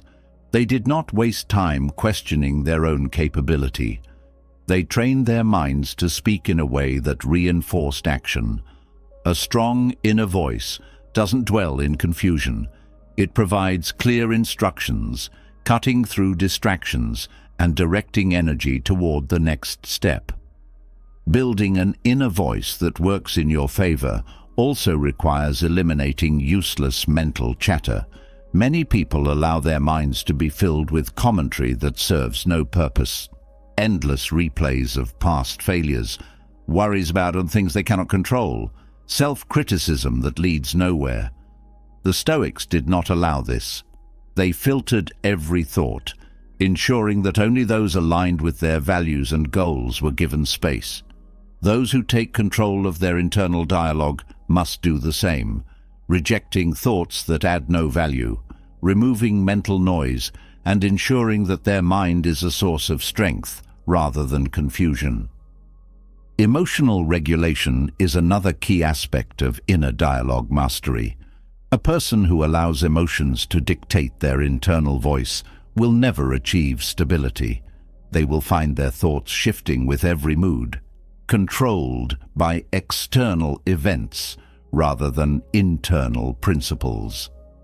The Stoics trained themselves to maintain consistency in their thinking, ensuring that their internal dialogue did not change based on temporary emotions. They spoke to themselves with the same discipline in success as they did in failure. They did not let feelings determine their identity. A high-performing mind also understands the importance of reframing. When something difficult arises, the average person's inner voice reacts with frustration, avoidance, or self-doubt. But those who have trained themselves correctly immediately shift perspective. Instead of seeing a setback as a failure, they see it as proof of progress. Instead of viewing discomfort as suffering, they view it as growth. Their minds are programmed to extract strength from every situation rather than to collapse under difficulty. Another critical element in shaping a powerful inner voice is learning to detach from impulse. A weak mind reacts to every thought that arises, but a disciplined mind steps back, observes, and decides which thoughts deserve attention.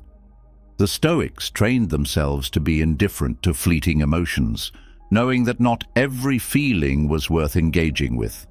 They created distance between thought and reaction, allowing reason to lead rather than impulse. The strongest minds in history did not develop their internal dialogue by accident. They built it intentionally, training it with the same discipline as the body. They did not allow their minds to work against them. They ensured that every word spoken within their own head reinforced their ability to act, to endure, and to push beyond limits. A person who takes control of their inner voice gains an advantage that few ever achieve. They do not talk themselves out of difficult tasks. They do not sabotage themselves with doubt. They do not let weakness dictate their behavior. Their thoughts align with their goals. Their words drive action rather than hesitation. Their internal dialogue becomes a force that pushes them forward rather than a weight that holds them back. And when challenges arise, when exhaustion sets in, when everything inside wants to quit, their mind does not betray them. It does not make excuses. It does not complain. It does not seek an easy way out. It speaks only one message: keep going. And that is why they succeed where others stop. Your inner voice is either your greatest weapon or your biggest weakness. Every thought, every whisper in your mind is shaping your future, determining whether you rise or whether you stay stuck. The weak let their thoughts control them. The strong take control of their thoughts. This is the foundation of mental strength, the ability to silence doubt, to reframe failure, to detach from negativity, and to command the mind with absolute discipline. This is not something that happens overnight.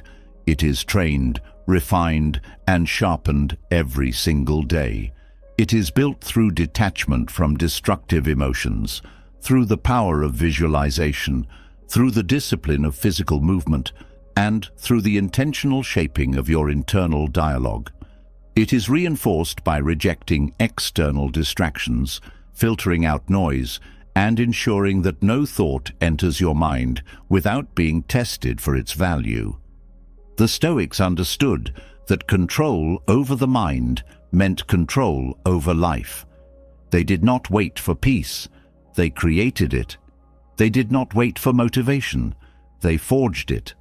They did not allow emotions, people, or circumstances to dictate their reality. They were the masters of their own inner world.